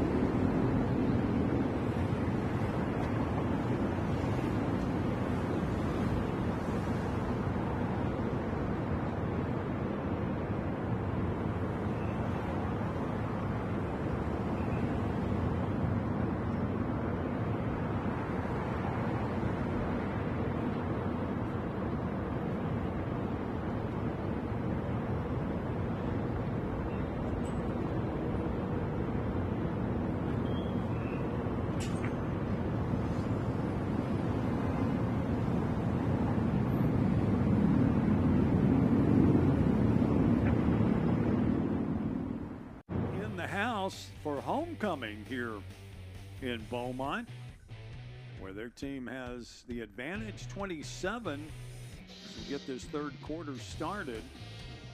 Dan Gresham, Lemont Williams, Bob Slovak down on the sidelines. The Vaqueros in their very first season of Division I football. Do you know this? They are the only new Division I team in the country. Wow, didn't know that. Yep. And again, it built it all from scratch, and the folks in the Valley are loving it. They are just eating it up. Option. McCown on the option. Bobbled a bit, but controlled there, and maybe going to pick up 3 yards on the change of pace. And Lamar goes with the speed option, Dan, to the top side of the field. Watch this replay here as he goes to the speed option, bobbled by McDowell, and brought down to the ground. What, 2 yards maybe? 3? Yeah, good play by the Vaqueros again in that first offensive possession. They shut down the Lamar offense. That one maybe 2, and here comes a lot of pressure. McCowan sees the lane, runs into his own man, goes down short of the first. Sampson, he runs into McCown, runs into Sampson As we take a look at this replay here, watch McCown feels the pressure, gets away from it, running to the left side, and runs right into Sampson. He could have been called for targeting hitting Sampson. He hit him helmet to helmet that time. Being facetious, of course. Sampson, 6'3". You'd think he'd be hard to miss. Yeah. 2nd and 3. From the 26, Fusilier in motion to the short side. McDowell, straight drop. Finds a man dragging across. Going to be good for the first down. Looked like it was Isaiah Jones, the senior out of Normandy. And it was. Came into the game with 8 catches, 112 yards. Adds to that total. I mean, we don't see the replay here, but McCown did a really good job, Dan, standing tall in the pocket, feeling the pressure, and not escaping away from the pressure, but finding Jones for the first down.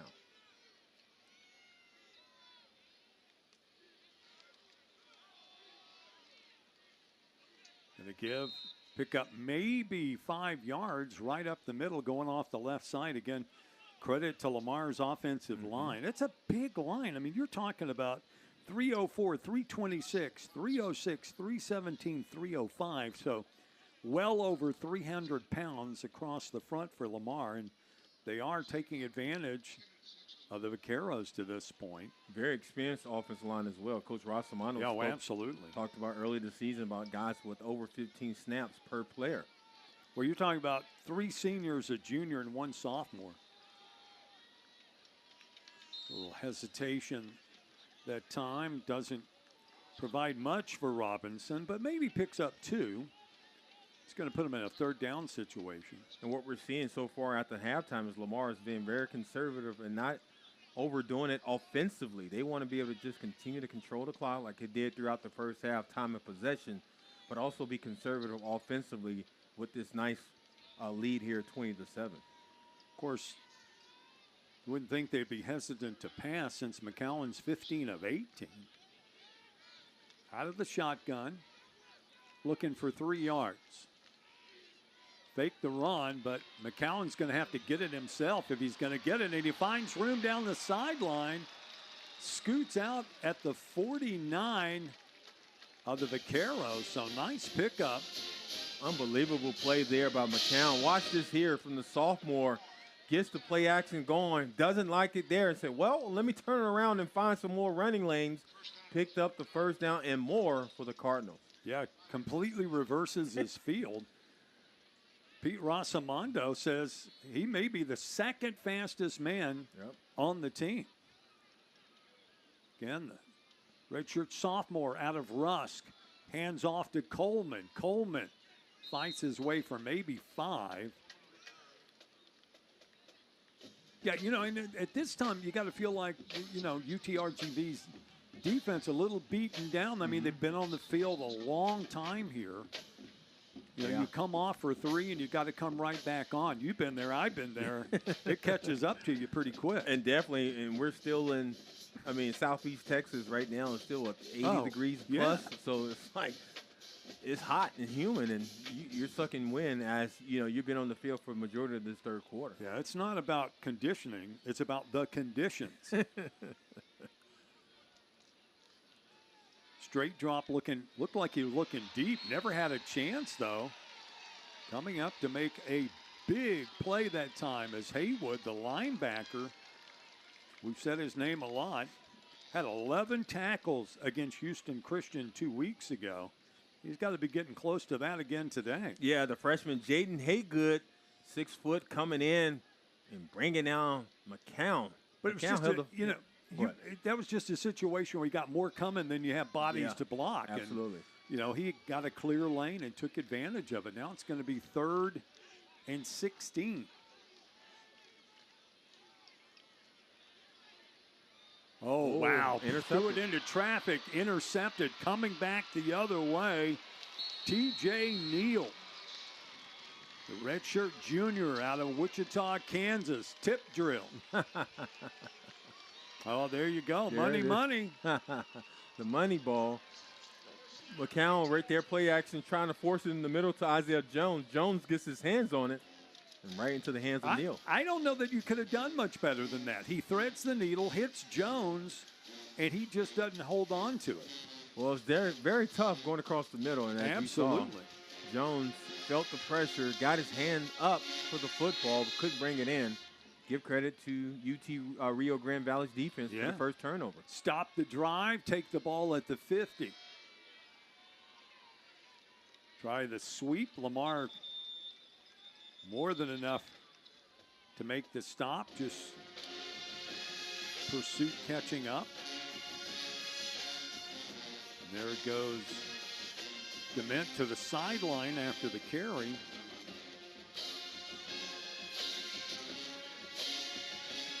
Dement now with 9 yards on the afternoon. Rushing offense has been pretty non-existent for the Vaqueros. Got 72 yards in 3 quarters. Pass will get them close to a first down. Not quite, though, at the 42. Going to be about 3 short. Nice quick pass out into the flats. Yeah, if you're UT Rio Grande Valley right now, you want to pick up the tempo and kind of catch Lamar off guard defensively. Watch for a bubble screen down to the bottom of the field. Going to go wide side right and let Marburger carry it. He'll get the first down and then some. Yeah, we have a flag on the play there.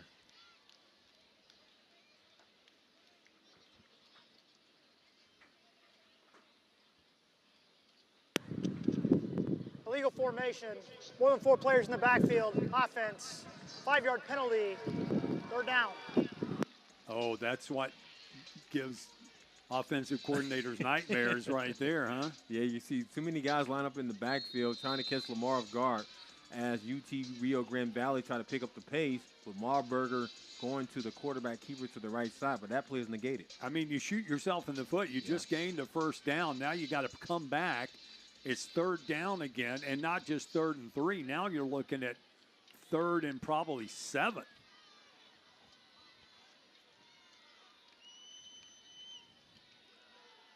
Marburger drops, looks, nothing there, tries to run.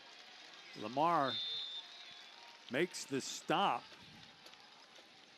That was really good by Lamar's defense, staying home and spying on the quarterback, number 53, for the Cardinals to bring him down for a little to no gain, forcing 4 downs. Now opportunity for Marburger in his offense. Yoshikawa coming up to make the stop. I know you know they're international players, but did you realize Lamar has a linebacker from Tokyo, Japan? No, didn't know that. That is number 53, Daki Yoshikawa. Good stop that time. And now 4th down, and Vaqueros show it, but have no intention, I don't think, of running it. Well, they came up on 1 second left on the shot clock, was forced a timeout. We'll take it with them. 4th and 6 is what they're calling it. We'll see what they decide to do right after this. You would make a great Cardinal, and Lamar University has just the event so you can see for yourself. Join us at Cardinal View, Lamar University's biggest open house. All future Cardinals are invited to come and tour the university, meet faculty, staff, and current students. Learn about admissions and financial aid. Get free swag and register to win scholarships. Join us on October 25th at 9 a.m. for the first step to your future at Cardinal View, only at Lamar University. Yeah. Glad we got Jersey Mike's for the game. Wait, does our mascot look like Danny DeVito to you? Yeah, it does. That doesn't matter. This is a commercial for Jersey Mike's, where the subs matter most. Freshly sliced right in front of you. That's what they're all about. You on the cheer squad? And up see Daisy. Yeah! Ooh. Oh, don't worry about me. Focus on those subs. Where the subs matter most. It's a Jersey Mike's thing. A sub above. Do you enjoy college sports? The athletes, the excitement, the competition? Protect it. Don't lose the excitement of national competition. Don't jeopardize women's sports and Olympic sports. Make sure your favorite athletes continue to enjoy the many important benefits provided to them, and ensure that we preserve and standardize name, image, and likeness rights. Tell Congress to pass the SCORE Act at passthescoreact.com. Thanks for getting these sub bowls. Of course, no problem, big bro. Let's eat. Danny DeVito? What did you do with our uncle? Well, that doesn't matter. This is a commercial for Jersey Mike's. What matters most are these sub bowls. Wait, has Danny DeVito been my brother my whole life? I guess so. Don't tell Mom. Your favorite sub, hot or cold in a bowl. It's a Jersey Mike's thing. A sub above. Back in Beaumont, Provost Humphreys Stadium. 4th down, and the visitors from the Valley will kick it away.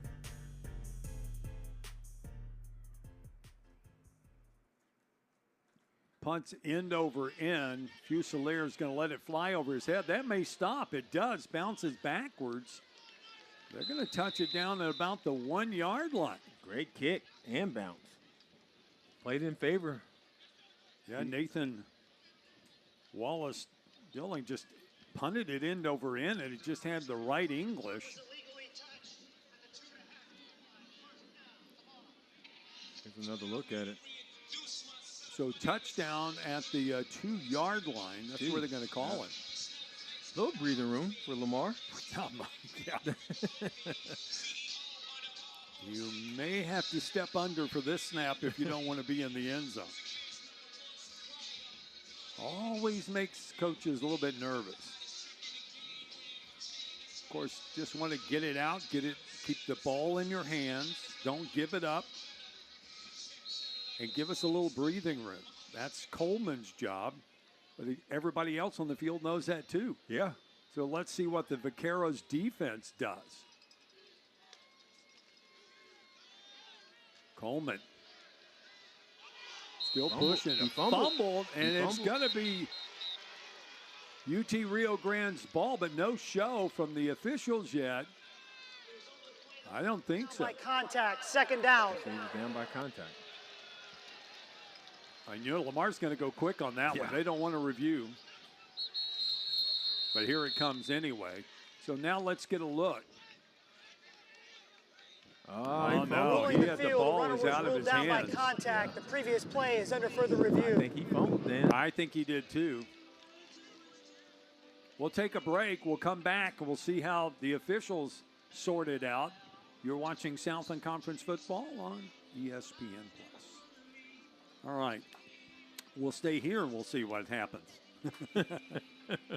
I'd like to see it again. I feel like, Xavier Coleman took the initial hit, and before the whistle was blown, it just kind of looked like the ball lurches forward out of his hand. Yeah, I agree, Dan. You can see right here in this replay, watch, he takes the initial hit, boom, there, and he's moving his legs, and as he's moving his legs, the ball is coming out from his body. Well, there he's on the ground, and he still had both hands on it, too. But he lost possession of the football when he was falling before he even hit the ground. If we watch it again in the replay, as he was falling back, the ball was already jarred out. Here's another angle of the replay. We can see, hopefully we can see a better angle on this here. Watch, he takes the initial shot there. He's continuing to move his legs, so his progress has not stopped because he's still moving. That's really hard to see there. I think when he bounces on the ground, he kind of loses it too. I don't know. That's a tough call. Yeah, the original shot that we had, you can see him continue to move his legs. And by moving his legs, his progress has not stopped or the whistle was not blown. Watch All right, this let's again. look from this angle. And here's the shot. Jackson Wade, the redshirt freshman linebacker, puts a solid shot. And he's really kind of, I see it. Yeah, the ball was already out before he even hit the ground. It's like it's down by his waist on the way down. He's bobbling the football as he's trying not to hit the ground without losing it. Here's the really better shot where you can see it. Okay, Xavier Coleman gets the handoff. Watch this here. He takes the shot by the linebacker at the middle. His progress is not stopped because his legs are still moving, but look at the ball right there. Yeah. It's away from his body. He doesn't have control of it, I don't think. But, boy, talk about classic linebacker execution, huh? Yeah. Wade just sees the gap, fills it, and the back comes to him. Absolutely. That's textbook Makes linebacker contact. 101. Man, that's your whole life. If you play that position, Yeah. that's all you hear. Fill the hole. Fill the hole. You know. And on top of that, it's a potential fumble. Yeah, even better. Discussion still going on with the replay official. Shane Moser taking a look at this. We'll see if they get it all sorted out. There's a look at Xavier Coleman. We mentioned the last thing that you can do when you're in that position is give up the ball. Here's another shot of it. Watch again. Xavier Coleman takes the handoff, get hit by the linebacker, but watch his legs are still moving, and the ball right there you can see is out of his hands. Well, he doesn't have control of it. I think it's going to be the thing that makes the difference. Again, where does the whistle blow? His forward motion was stopped, but I think it's going to be the Vaqueros' ball. And if so, they're going to have 1st and goal to go at the 4-yard line. That's a break the Vaqueros needed in this one to get back in it. Trailing 20-7 here. If you're just joining us, all the scoring going on in this ball game, going on in the first half. Neither team been able to put anything up on the board. You can see the frustration with Coleman. And again, body language. Yeah. would suggest. Suggest that it's going to go to the Vaqueros. Yeah. Here comes the call. After further review, the ruling on the field is overturned. The ball was fumbled and recovered by Texas Rio Grande Valley. First down. Wow, what a huge break for the Vaqueros and Coach Travis Bush. A chance now to push one across and kind of change the momentum of this game. Yes, sir. If you can get a chance to put some points up, hopefully a touchdown by Mark Berger and company with this offense, you can switch the momentum back to UT Rio Grande Valley sideline. Going to place it at the 6-yard line, so 1st and goal to go. The give to the first man through. And that is going to be Nathan Denny. Might pick up 2. Denny has gotten the bulk of the work. In fact, 11 carries, 58 yards on the afternoon. And Dan, if I'm UT Rio Grande Valley, I want to score before the 4th quarter, because then you go into the 4th quarter with a clean slate with a better understanding of how to get back into this game. Going to give it again to Denny. Stopped at the 5-yard line initially. Good penetration by Lamar. Putting some pressure on up front. Faulkner, the linebacker. Also got to give number 99 a lot of credit too. Watch what he does. That is Salome. He's down there on the bottom, kind of stuff things up. Yeah, Salome was able to be the first guy in penetration, but now we're going to the 4th quarter. So we'll take a break as they switch ends. Come back, see if the Vaqueros can convert. That is the end of the 3rd quarter.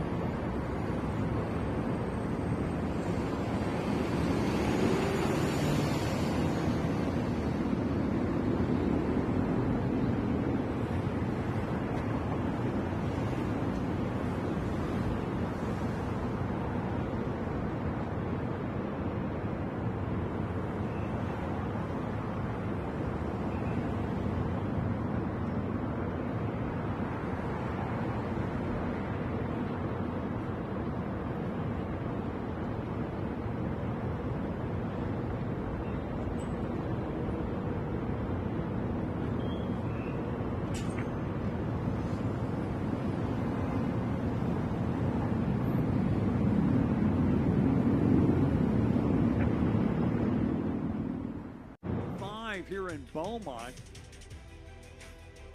Lamar 5-1, UT Rio Grande Valley coming in at 5-1, and the Vaqueros knocking on the door, looking at a 3rd and goal to go after switching ends. Eddie Lee Marburger takes the snap, looks across the middle, wants to throw. Nobody home, finds his intended receiver at the last second for a touchdown. Gets it out to number 11. Covered up pretty well, actually, when we watch this back. But Tavian Cord coming up with a big catch. Watch Marburger right here. Extend the play with his legs at 6'2". He felt like he can find the receiver in the back of the end zone. He did that for their touchdown here in the beginning of the 4th quarter. So now a chance to make it a 7-point game. Actually 6 at 14-20. We'll take a break, come back and see. Okay, we'll stay here and see if Lamar can find some offense. It's not that they had a bad possession. It was just that one mistake, and it cost them big.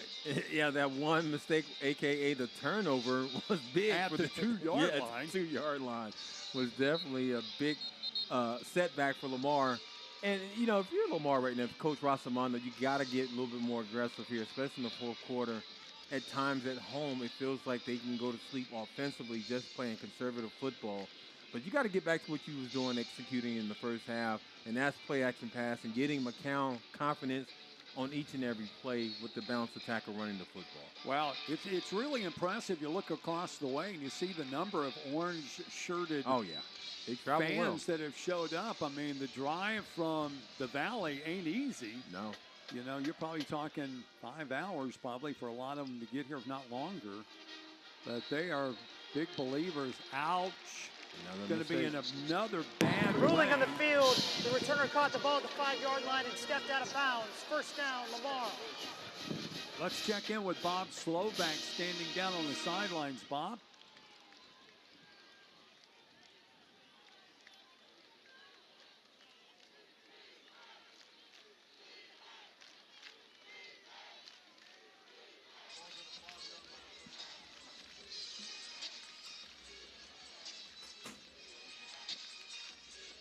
Apologize for the technical difficulties there as Lamar comes back once again, standing in their own end zone to start a possession.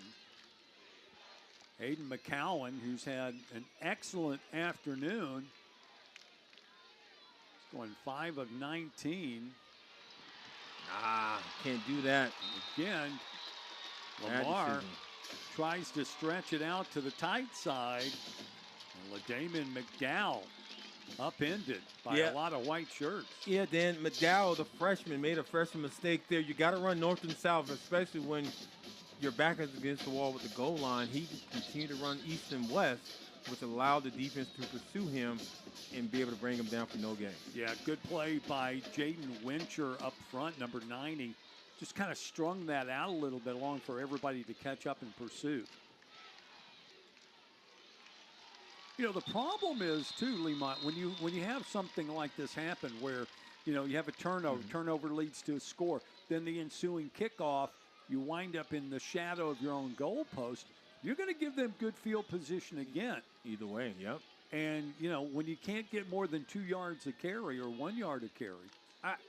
It went from being a balanced attack offensively for the Lamar Cardinals in the first half to now they're a one-dimensional team. I really haven't seen too much from McCown from a play-action passing standpoint. Yes, the run sets up the play-action, but there's other options they can go to instead of just the play-action. Yeah, but tough to pass out of this situation. Oh, yeah, this situation no is doubt. totally different. Out of the shotgun. He is, though, in trouble. Got a little bit of room. Finds a crack of daylight. I believe he picked up the first down and then some. If he did, that's a hard-nosed run there by McCown as he takes a shot right at the end by the defensive players, and I don't think he got it, Dan. It looks like the punting team is coming on the field. Yeah, they're going to mark it short. That's going to be at the 9-yard line. Got to be concerned about McCown as well. He cannot continue to take those type of shots offensively for the offense. He got to find a way to slide and get down. Well, I think it was looking to make that extra yard, pick up the first down, extend the drive. They're missing guys on the right side of the line for the punt team. I don't know what Lamar's doing. They probably have to burn a timeout. And that is the case. Lamar has to take a timeout. Prior to the snap, timeout. Lamar, their first charge timeout of the half. This will be a 30-second timeout. So here's the situations where the leadership needs to step up big for Lamar. And I'm not talking about the coaches. I'm talking about the players on the field. Holding these guys accountable, especially with the special teams.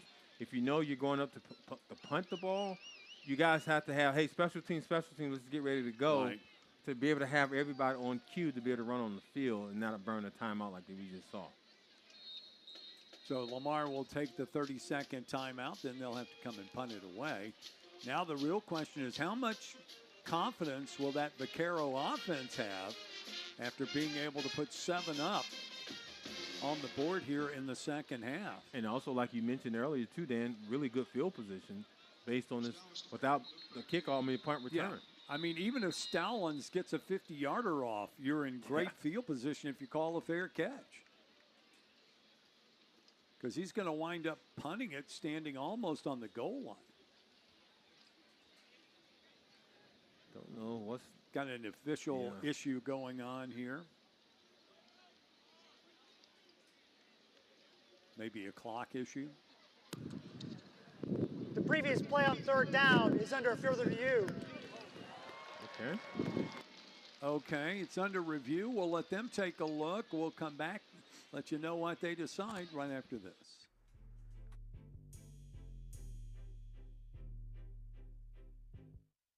And that doesn't matter. This is a Jersey Mike's commercial where the subs matter most. You took both bunks. I got a lot of stuff.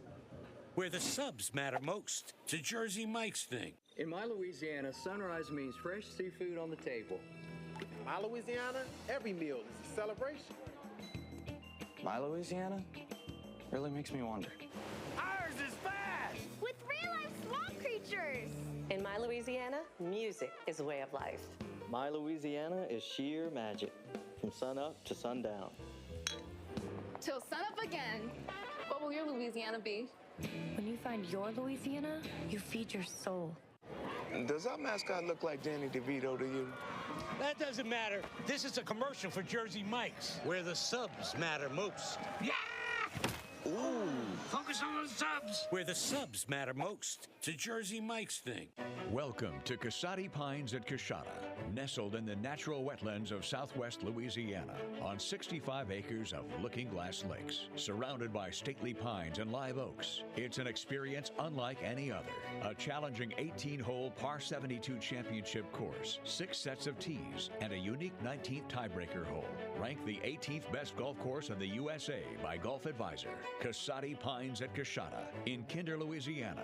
Louisiana's best bet. You would make a great Cardinal, and Lamar University has just the event so you can see for yourself. Join us at Cardinal View, Lamar University's biggest open house. All future Cardinals are invited to come and tour the university, meet faculty, staff, and current students. Learn about admissions and financial aid. Get free swag and register to win scholarships. Join us on October 25th at 9 a.m. for the first step to your future at Cardinal View, only at Lamar University. 12:34 left in the half. Third down play under review. I don't know if we'll get a chance to see the replay or not, but all comes off of a quarterback keeper from Aiden McCown as he kept it trying to pick up the first down. There's a look on the sideline. If I didn't tell you what position Pete Rosamondo played when he was in college, would you be able to tell? No, not now. I couldn't. Watch the replay. You think McCown gets it? I don't think. Oh, look, he's down. He bounces on what must be the 20-yard line. Is that what it is, or the 15-yard line? It's kind of hard to tell. Well, the reason I asked that because his demeanor to me, I could have told you this guy was playing defense. Oh, yeah. Because, that's – but actually he played defense and offense. I can see both that. on the line. Yeah, I can definitely see guard, maybe I don't know. technique. You'd have to ask him about the exact position that he played. Well, just 4-year letter winner at Boston University. After further review, there is no foul for targeting. However, Lamar will not be charged a timeout as the previous play on 3rd down was under review. 4th down. So it'll be 4th down. Lamar will have to punt it away after that review. I guess we missed the targeting at the end of it. I didn't see it, but he was in a crowd. McCown. Be interesting to see what UT Rio Grande Valley does on this punt return. Can they get enough pressure to either block it, but also have a great return to be able to set up their offense? Do you think they come with pressure? I think you're happy to take the field position. We'll see. Mason Stallings standing on his own goal line, kicks it away, gets a good one, and it's about a 53-yarder, so the Vaqueros will go to work at the 46-yard line, their own 46. Now it's time to see if Lamar's defense can stiffen up, make a stand of their own here. They certainly have to this point in the game. It's tough to stop anybody giving the ball on the 6-yard line. I think it's safe to say defensively, Lamar stepped up big for them the last couple of winning games. Oh, without a doubt. Especially in the second half. Without a doubt. So let's see what they do here in this series. 1st and 10 again from the 46. Marburger gives off to Denny straight ahead, the graduate student. Straight ahead, played again at Yale for 4 years before transferring. And again, this is the inaugural season of football for UTRGV. Now you can see him go way out and take one of those wide-out positions. So no backs in the backfield. Marburger looking for room, in trouble. Going to go down almost back at the original line of scrimmage. Lamar switches up their defense, Dan, on that last play, especially up front. They run some games, and what I mean by that, they bring the outside defensive ends inside, and they loop their inside tackles or nose guards to the outside. As Marburger saw that, he stepped up in the pocket and tried to take off, but the linebacker was right there to slow him down. Keytron Simpson, one of those coming up, as you mentioned, on the stunt. Gets a little bit of leverage. Going to bring up a 3rd and 9. Here comes the blitz from the outside. Man open, but Marburger overthrows him. No flags. Good coverage. Downfield for Lamar by Andrew Huff, a linebacker, keeping up. Now it's going to bring up 4th down. Watch this. And Marburger had the man open, just definitely overthrew him. Put a little bit too much mustard on that throw. But give credit to Lamar's defense. I mean, whenever Lamar's offense is not hitting all cylinders, their defense is still playing solid football, especially on that last series. Wallace Dilling trying to get this one short. Boy, dangerous. Oh, he fumbled. I'm not sure Lamar didn't come up with that. Why Kendon Fusilier tried to catch it in the crowd, I'm not sure. But it's going to be another big turnover. That's actually, that's a worst scenario right there. If you're Lamar. Ruling on the field, the kick was muffed and recovered by UT Rio Grande Valley. 1st down. And then that's the worst timing to be able to muff a punt if you're Lamar right now by one of your top players. Again, just making the Phil Still midseason All-American list, and unwise decision leads to a possession for the Vaqueros at the 25-yard line. Looking to take a lead in this ball game for the first time. Ooh. Look out.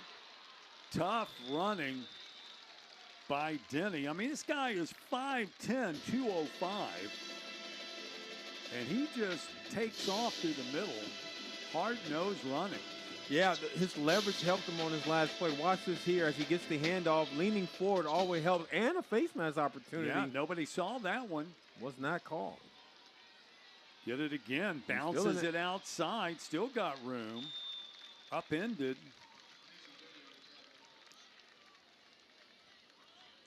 Coming up to make that play on the outside for Lamar. There's Zaylen Stoker, the defensive back. Watch this. Cuts his legs out from under him. One thing I'm watching about Denny, that he always keeps his pass in front of him. He leans forward with great leverage, and that helps him with his momentum as he's running downhill for Rio Grande Valley. Touchdown. Fake the run. There's the touchdown. Wide open in the end zone is Xavion Nolan.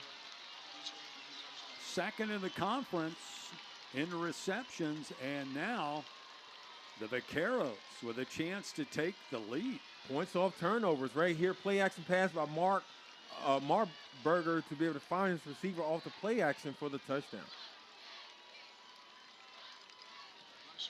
So down 27, now even it up with a chance to take their first lead of the game. Special teams saving Lamar in a couple of games. Could be what bites them the most in this one. Still plenty of time, 9:38 to play in the fourth quarter. The two turnovers result in 14 points and an edge for UT Rio Grande Valley, 21-20.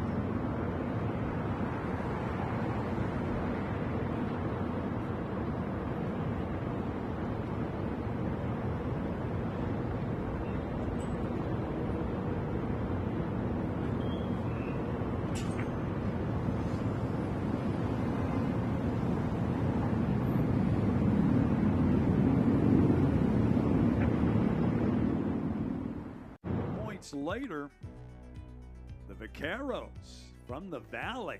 Got to be smiling over on the far side. Brought some fans with them. Ensuing kickoff taken at the 6. Brought out hole 30-35. Special teams, I guess, with something to prove. But Damian McDowell is going to get him some breathing room this time for the first time in the last couple of series. Check in with Bob Slovak down on the sideline. Bob? Well, Dan, this Lamar homecoming crowd is stunned. The Cardinals are stunned. Turnovers will get you beat every time. 2 costly turnovers here, fumbles that the Vaqueros cashed in for 14 points, and now the 21-20 lead. Their fans on the sunny side of the stadium, they're going nuts. Lamar needs something to spark them to another fourth quarter victory. We'll see if they have it in them. Dan? All right, thanks, Bob. And we're playing in a half-shaded field. I don't know if that will have any effect at all on players' vision. McCowan takes the vision, slides forward, gets to the 50-yard line. Flag down. Might go against Lamar for holding. Holding, number 73, Yep. offense. 10-yard penalty from the previous spot. First down. Cortez Winslow, the left tackle, sophomore out of Houston, called for the hold. You can see him shaking his hand. Yeah, that's hard right there. Winslow with his second big penalty throughout this game. He had one in the first half, and he's holding definitely on that play there, which negates the run by McCown. You know, when you're up front, it's not if you're going to hold, it's how you're going to hold. Because they're always holding. Yeah. Speaking from a former defensive player. McCowan again doesn't have anywhere to go, tries to spin out of it, can't get back to the original line of scrimmage. You got to give credit to UT Rio Grande Valley. They bring in pressure. They not allow him to sit in the pocket like we saw throughout the first half and pick the defense apart. Of course, that comes with confidence from all what they're seeing from their offense. Now they're able to pin their ears back and come after McCown. It's really working for him here midway through the fourth quarter. Well, I think it also comes from, you know, having time to look at Lamar's offense and make some changes. You know, Gamble doing some different things, the offensive or defensive coordinator. Now Lamar with a pass. Good tackle. But it's not going to get him the first down. It goes out to Blake Thomas, but it will get him a good gainer back almost to the line of scrimmage. Yeah, TJ Neal, number 2, comes in with a shoestring tackle as Lamar tries to set up that wide receiver bubble screen with nothing to gain for it.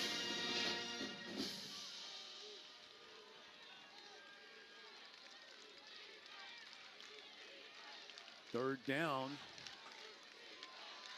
Lamar is 8 of 14 on conversions.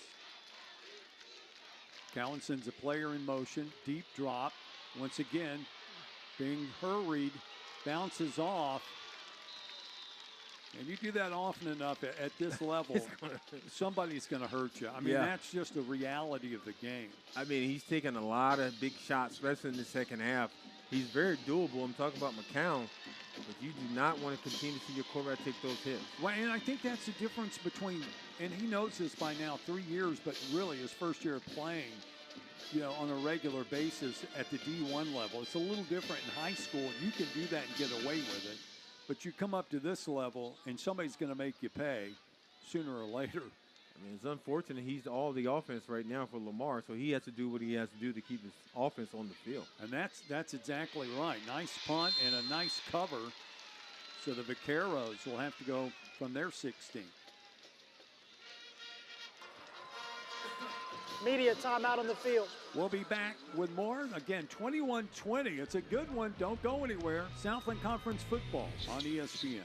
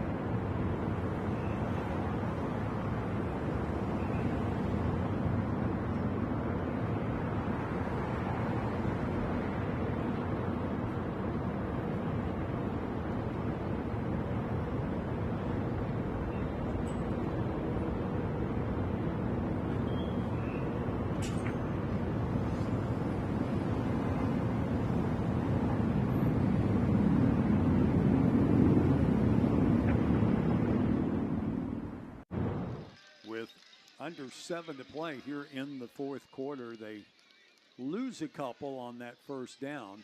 This is that point where the defense, you start feeling like we've got to make something happen, right? Because it's not working for the offense. It can be good and it can be dangerous. Yes, and Lamar has been, unfortunately, the last couple of games defensively, they've been in this situation, especially in the fourth quarter. So they understand that, things going to happen. In order for them to get this victory on the road for homecoming, at home for homecoming, it's going to start with their defense. Pass incomplete, trying to get it out to Tony Diaz, the redshirt freshman out of San Marcos. But on the flip side, Dan, if you're UT Rio Grande Valley, you're playing with the house's money now. Absolutely. You want to come not only on the road, but you've also been given 2 gifts that's with a 1-point lead. So you want to just still be aggressive, but not overly aggressive as you were before when you was down. Pick up the first down. A blitz, going to go deep with it. Pick up the first down. Caught by Diaz. Had 1 foot in, looked like to me when he caught it out past the 40-yard line for the first. What an outstanding big strike. Catch. Yeah, absolutely. What an outstanding catch. Watch this replay here as Mark Berger just stands there in the pocket, standing tall, goes up deep for his receiver. Twisting catch, and he gets his right foot in. Tony Diaz going to be on the ruling on the field is a completed catch. The previous play is under further review. You knew that was coming. Yeah, we definitely knew that was coming. Let's see it one more time. Different angle. I don't think there was any doubt he makes the catch. There he is. He has possession. Possession, there. 1. Oh, that's a catch. Yeah, that's easy call. Yeah. Shouldn't take but a second. Yeah, that's a catch. Got half another foot in. Of course, college football, you only need 1. Yep. But Malberger, man. Nice strike. What a difference between the first half and the second. Nice Playing with a lot of confidence, Dan, in the second half, especially in the fourth quarter. From the pocket standpoint, finding the receivers and executing the plays. 8 of 15, Marburger for 90 yards, not including that last strike, which is 27 yards. Diaz now 3 catches for 51 yards. And McCowan 16 of 20 for 196. Lamar lopside, 335 yards total offense to UTRGV with 180, and yet the Vaqueros own the lead in this game. Another look at Malberger going deep to his receiver. Here's the possession, has control of the football, first foot down. That should be a catch. The right foot all he indicated. needs is that 1 foot. What happens with the other one really doesn't make any difference. Possession, I guess, would be the only other question, and can't believe there'd be much question. Off comes the headset. After further review, the ruling on the field of a completed catch is upheld. First down, UTRGV.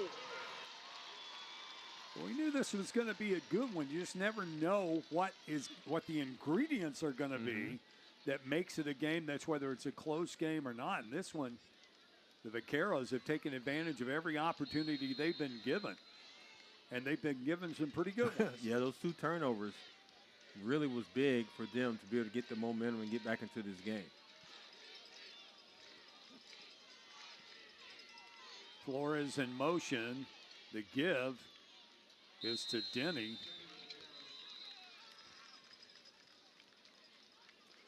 Be interesting to see the time of possession now in the last couple of series, because it feels like UT Rio Grande Valley has the momentum and the time of possession. Well, I mean, they don't necessarily, I don't have it broken down by quarter, but for the game, Lamar still has 12 minutes more possession time. But you're right, in the second half, you have to feel like it's been a lot more Vaqueros than Cardinals. Clock continues to run.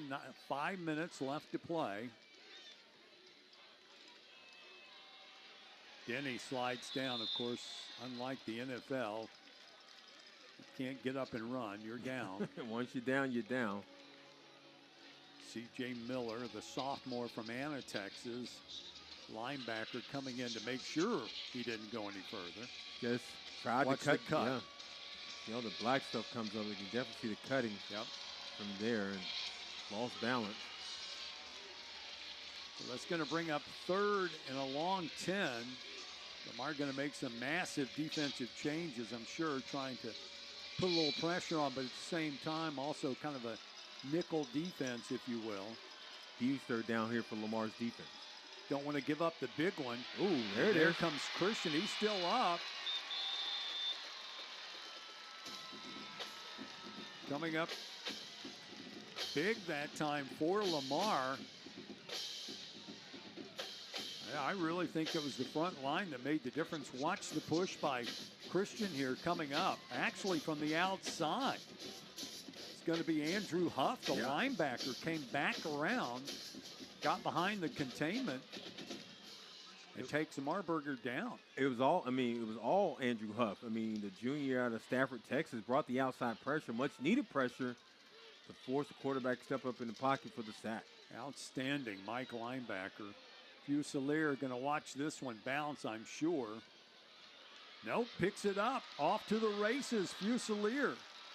Out to the 39. Trying to make up for that turnover. You get the feeling that, Kendon Fusilier probably is kind of green-lighted all the time. You know what I'm saying? Yeah. That, by this point. By this point, yeah. This is a player that grew up down the street. During the kick, holding number 13, receiving team. Out. 10-yard penalty from the end of the kick. First down, Lamar. 1 step forward, 2 steps back for Lamar here in the second half, and it just continues. But my point being, Fusilier, now a 4th-year senior, right? And he's certainly proven, that he's somebody you can trust as a player, somebody you can go as a go-to player. And I think they let him have free range on this. Watch, you would think, oh, there's no way he's going to handle this on the bounce, but he does.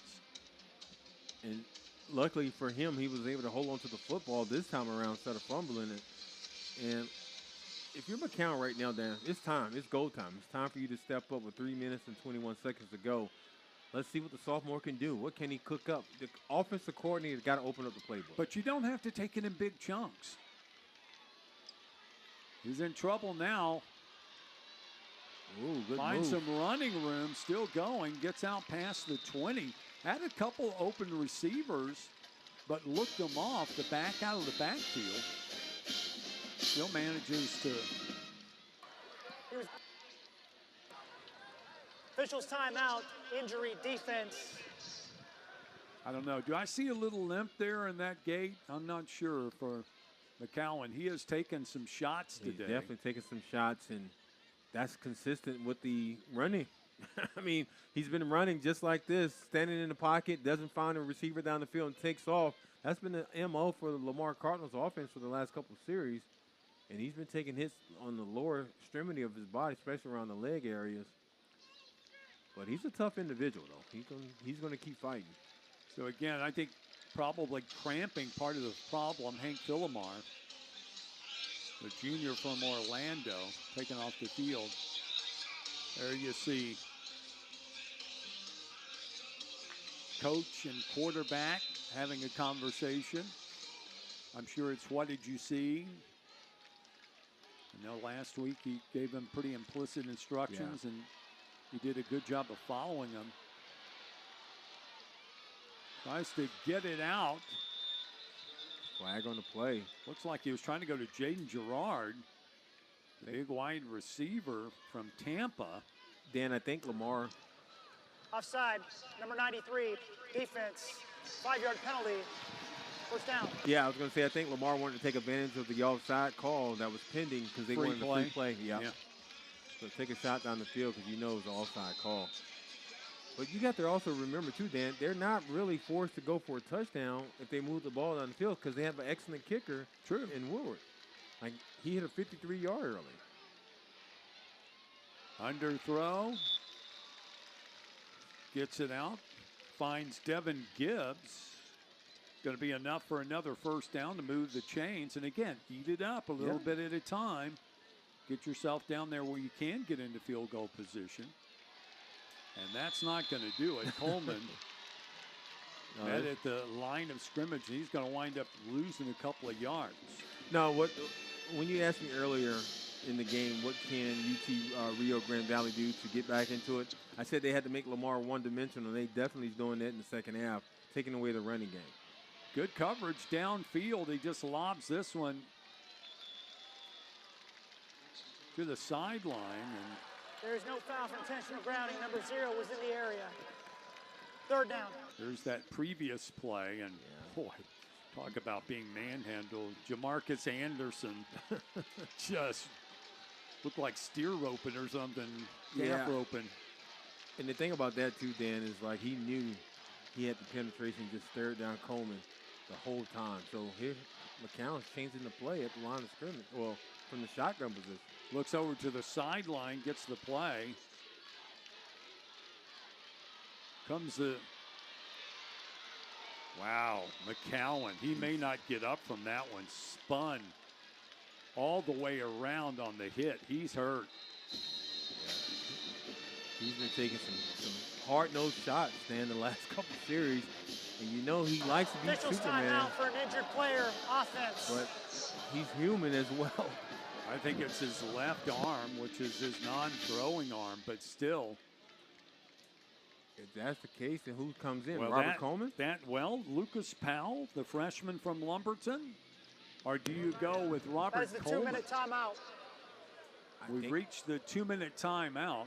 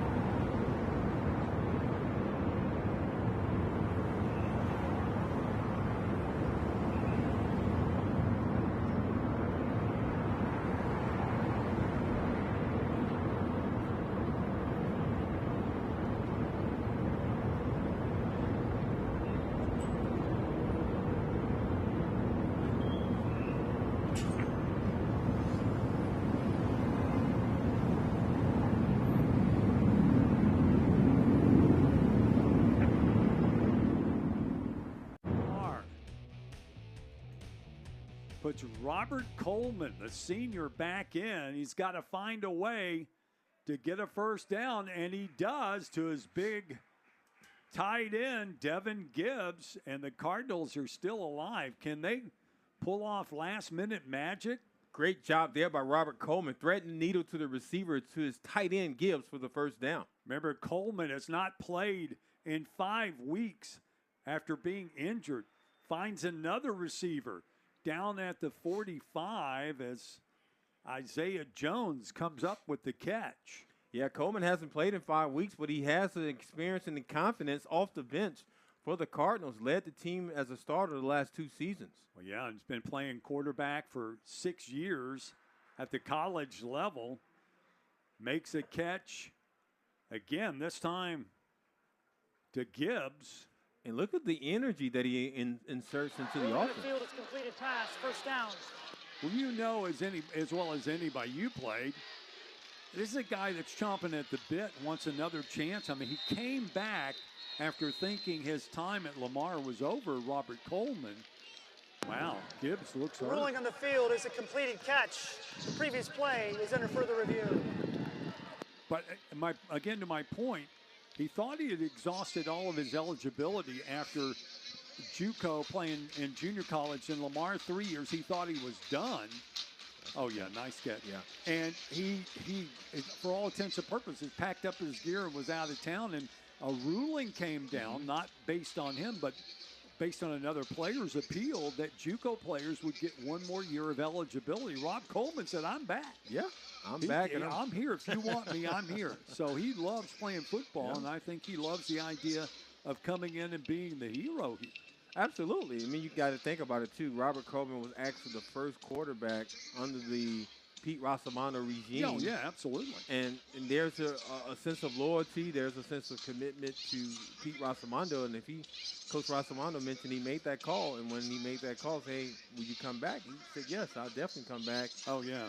And he has the leadership skills. Well, no, and I was going to say, and Pete Rossomando says, that if you had to have one guy leading your team, he's always said, Rob Coleman. He said he's a teammate's teammate. He wants to be the guy that, steps in. And now he's got his chance to see, again, if Lamar can come up with some last-minute magic. They've done it in the last 2 games they've won. Now, if you're UT Rio Grande Valley, you got to figure out a way to stop these guys from getting within field goal range. That's going to be very hard.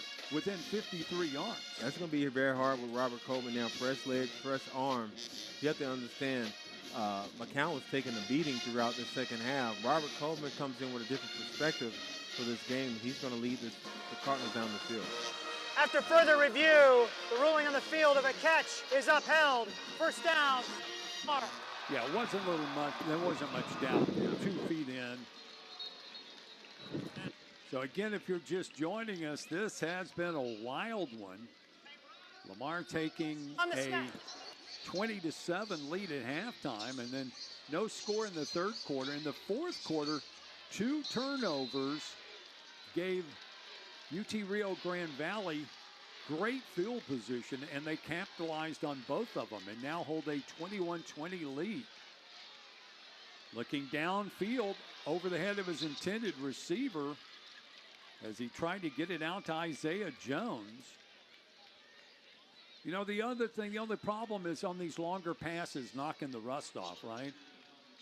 Yeah. That one just overthrown. He a little bit too strong on that pass, but he's familiar with these receivers, especially Isaiah Jones. Oh, sure. Yeah. Going to be second and long. See if they try another home run ball or something a little shorter here. Oh. Had it good. Had it set up, too. Xavier Coleman. I don't know if he didn't know the ball was coming. It was a screen set up. I mean, you saw Hester and looked like Knox Boyd. A little bit too all much on set there. Up for the screen. It was perfect set up by the offense to be executed. I thought Robert Coleman put a little bit too much mustard on that pass before Coleman got set up and got behind the offensive lineman. And now you're looking at 3rd and 10. Dumps it off to Coleman. Coleman smothered. Great play in the middle by Spencer Rich, grad student out of Nashville. 3 years at Memphis, a year at Utah Tech, and now here with the Vaqueros. And I mean, he covered him up. Yeah. Well, here we go, Dan. It's an opportunity for Lamar to take the lead back with their kicker. He kicked, a 53-yarder in the first half, right? Well, that's halftime. right, 53. But now you're talking 57.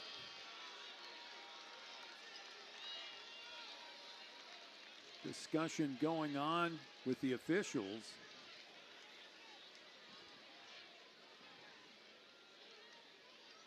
So, again, Lamar forced into making a quarterback change. They pick up the first down, but can't convert on a couple of long attempts. I think this is it for them. Go downfield, so this might be their last chance. A minute 9 left, and it Time all out. falls on the shoulders of Ben Rio Grande Woodard. Valley. The ball was already spotted and the number 9 declared as injured. That is their first charge timeout of the half. So they're going to put it down at the 47. And I think really just kind of a way to ice the kicker a little bit. If you're UTRGV, I would. So now Ben Woodward, there he is. What a great story. A senior out of Plano. Came out of high school, went to Texas Tech. Really never had a lot of chances there. Got a second chance here at Lamar. And Correction. That is UTRGV's second charge timeout. and has really made the best of it. It's always interesting for me, Dan, when they try to ice the kicker. I always stand up and try to look at the kicker and see what he does. What does he go through during that time? Is he isolated by himself, which Woodward is isolated, or does he engage with his teammates? But it seems like to me Woodward is by himself, to say locked and loaded for this attempt at the field goal. Well, I think there's no doubt that, you know, when you look back on this one, I mean, you might be stretching, but if Lamar can pull this off, it can keep their hopes alive for that ranking and staying atop the Southland Conference. Kick is up. Is it long enough? Yeah. It is. 57 yards. Ben Woodard splits the uprights. I tried to tell you, Dan, I wanted to watch his mindset and see what he was doing by himself as they tried to ice him. He was locked and loaded, and I was watching, and he was ready to go. The young man with a strong leg had a 53-yarder in the first half. Well, he can do a 57-yarder as well in the second half as Lamar regains the lead here in the fourth quarter. Oh, my. 57 yards. Lamar continues to find magic in the fourth. Unbelievable. 23-21. Let's see, let me count the ways they've done it. They've done it with punt returns to win a game against Nichols. They did it with a strike in the end zone with 3 seconds left against East Texas A&M, and now a 57-yard field goal. On homecoming at that. I mean, they're a minute and 3 seconds away. They're celebrating their homecoming with the community and everybody here as the Lamar bench is up and cheering right now for their outstanding kicker. Wow. Well, it's 2 longest field goals of the season, 53 and 57. And Dan, I think you remember you mentioned to me the possibility of the wind might play a factor in this game. Well, it did. It definitely did on that one. No doubt. I mean, you've got a wind gusting to probably 20 that was at his back. Now a deep kick, and the Vaqueros are going to have to go the distance to pick up a win in this one. Yeah, if you're Lamar's defense, especially your front seven, the defensive line, you're licking your chops. If I'm a senior on that defensive line, and this is my last homecoming in 2025 for the Lamar Cardinals, I am letting it all hang out. I'm coming out to the quarterback, and I want to make sure I make a play to seal this victory and go celebrate this homecoming. I'm checking to see if 57 is the longest field goal in Lamar history, and I gotta think it would be, but I haven't been able to track it down. Keep your eye on Andrew Huff, number 14, coming from the bottom. Oh, he dropped it. Incomplete pass. Now we'll take it down to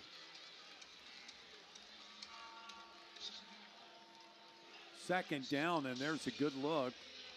You know, you can talk about all the stats you want now. It's going to be the 57-yard field goal. Yeah. From Lamar right now, defensively, keep your receivers in front of you. Do not allow them to get behind you. Can't give up the home run ball. Going across the middle, incomplete. Good coverage by Lamar. Surprised UT Rio Grande Valley wasn't called for false start on that. Keep your eye on the bottom right tackle, number 73, as he's battling and trying to keep the timing of going against Andrew Huff, as Huff is ready to come off that line of scrimmage to get at the quarterback. Third down. Gonna have to get a big one. Marburger throws it on the run, but it's gonna be incomplete. No flags. There it is. It was awful close to being beyond the line of scrimmage when he threw that one, and Marburger kind of limping a little bit. Well, Dan, this is the play for the game. You got to continue to move the chains if you're Marburger and UT Rio Grande Valley offense. Maybe you go for the first down, get out of bounds. Exactly.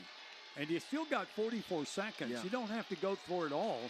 He could have worked his way down a little bit, but now he's got to go big for at least 10, and the crowd getting into it. Lamar burns the timeout. Timeout. Lamar, their first charge timeout of the half. This will be a 30-second timeout in length. Yeah, I would assume that if you're,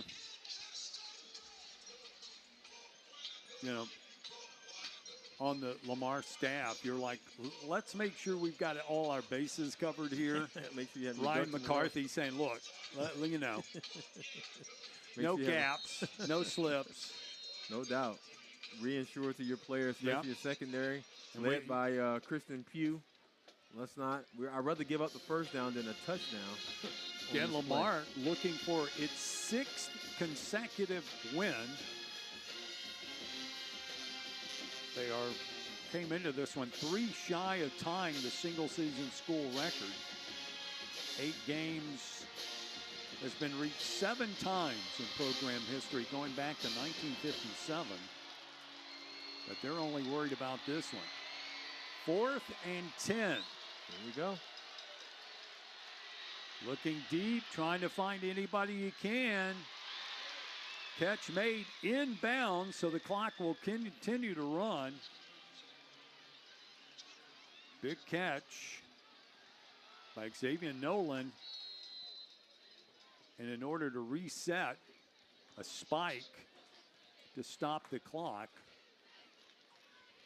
Well, then you got to give credit where credit's due. Mark Berger found his receiver as he stepped up in the pocket, being shadowed by the linebacker, and thread the needle for the first down. And again, remember, clock operator, please reset the game clock to 35 seconds. We 35 talked about seconds. Field goals, but the Vaqueros only need to get in field goal range for a chance to win this one. Yep.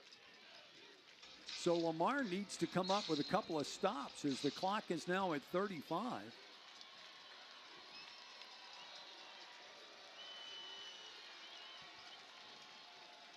Lamar showing blitz. Coming with it, trying to put a little pressure on Marburger, rolling to his left, looking way downfield, wide got a guy. In and out of his hands. Wow. Of Tony Diaz, wide open at the 13-yard line. Check this out. Marburger going for the home run ball. Forced out of the pocket, had a guy open, as you can see in this replay here, gets his hands on it, comes down, and he drops it. I think he took a step with it. Definitely going. You think they're going to review it? I guess not. No review. And now, 23 seconds. No pressure, Lamar.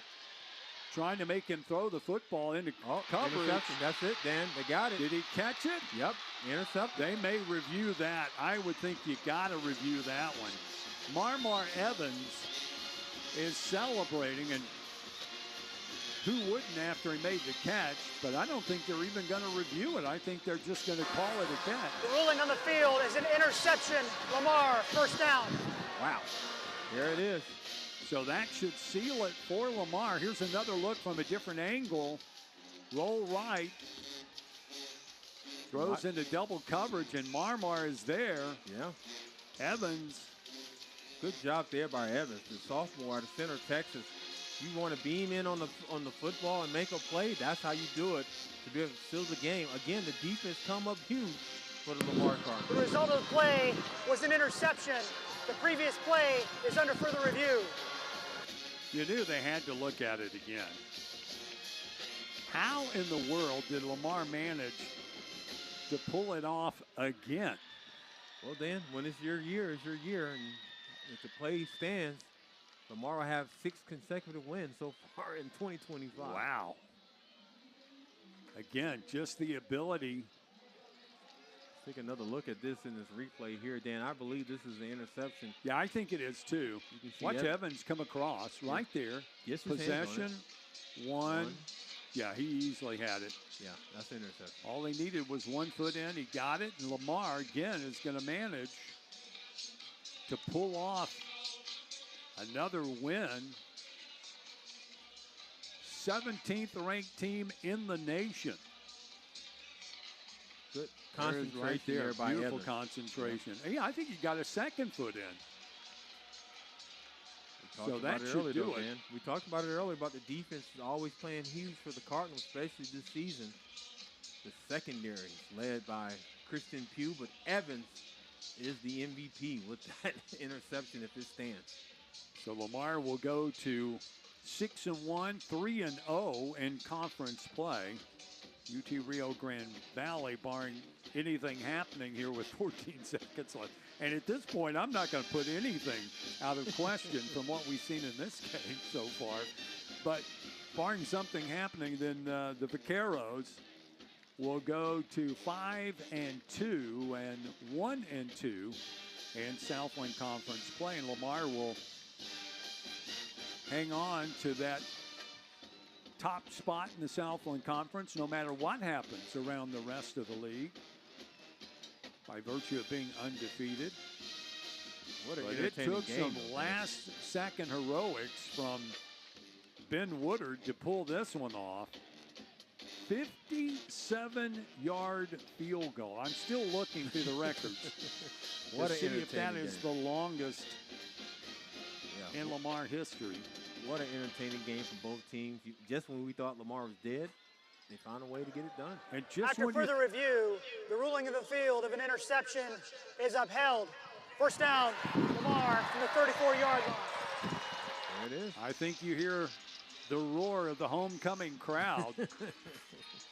Gotta love it. Heartbreak for the Vaqueros getting back into this one and not being able to finish. But they will live to play another day. Certainly proved their worth today, coming out here and capitalizing on a couple of mistakes.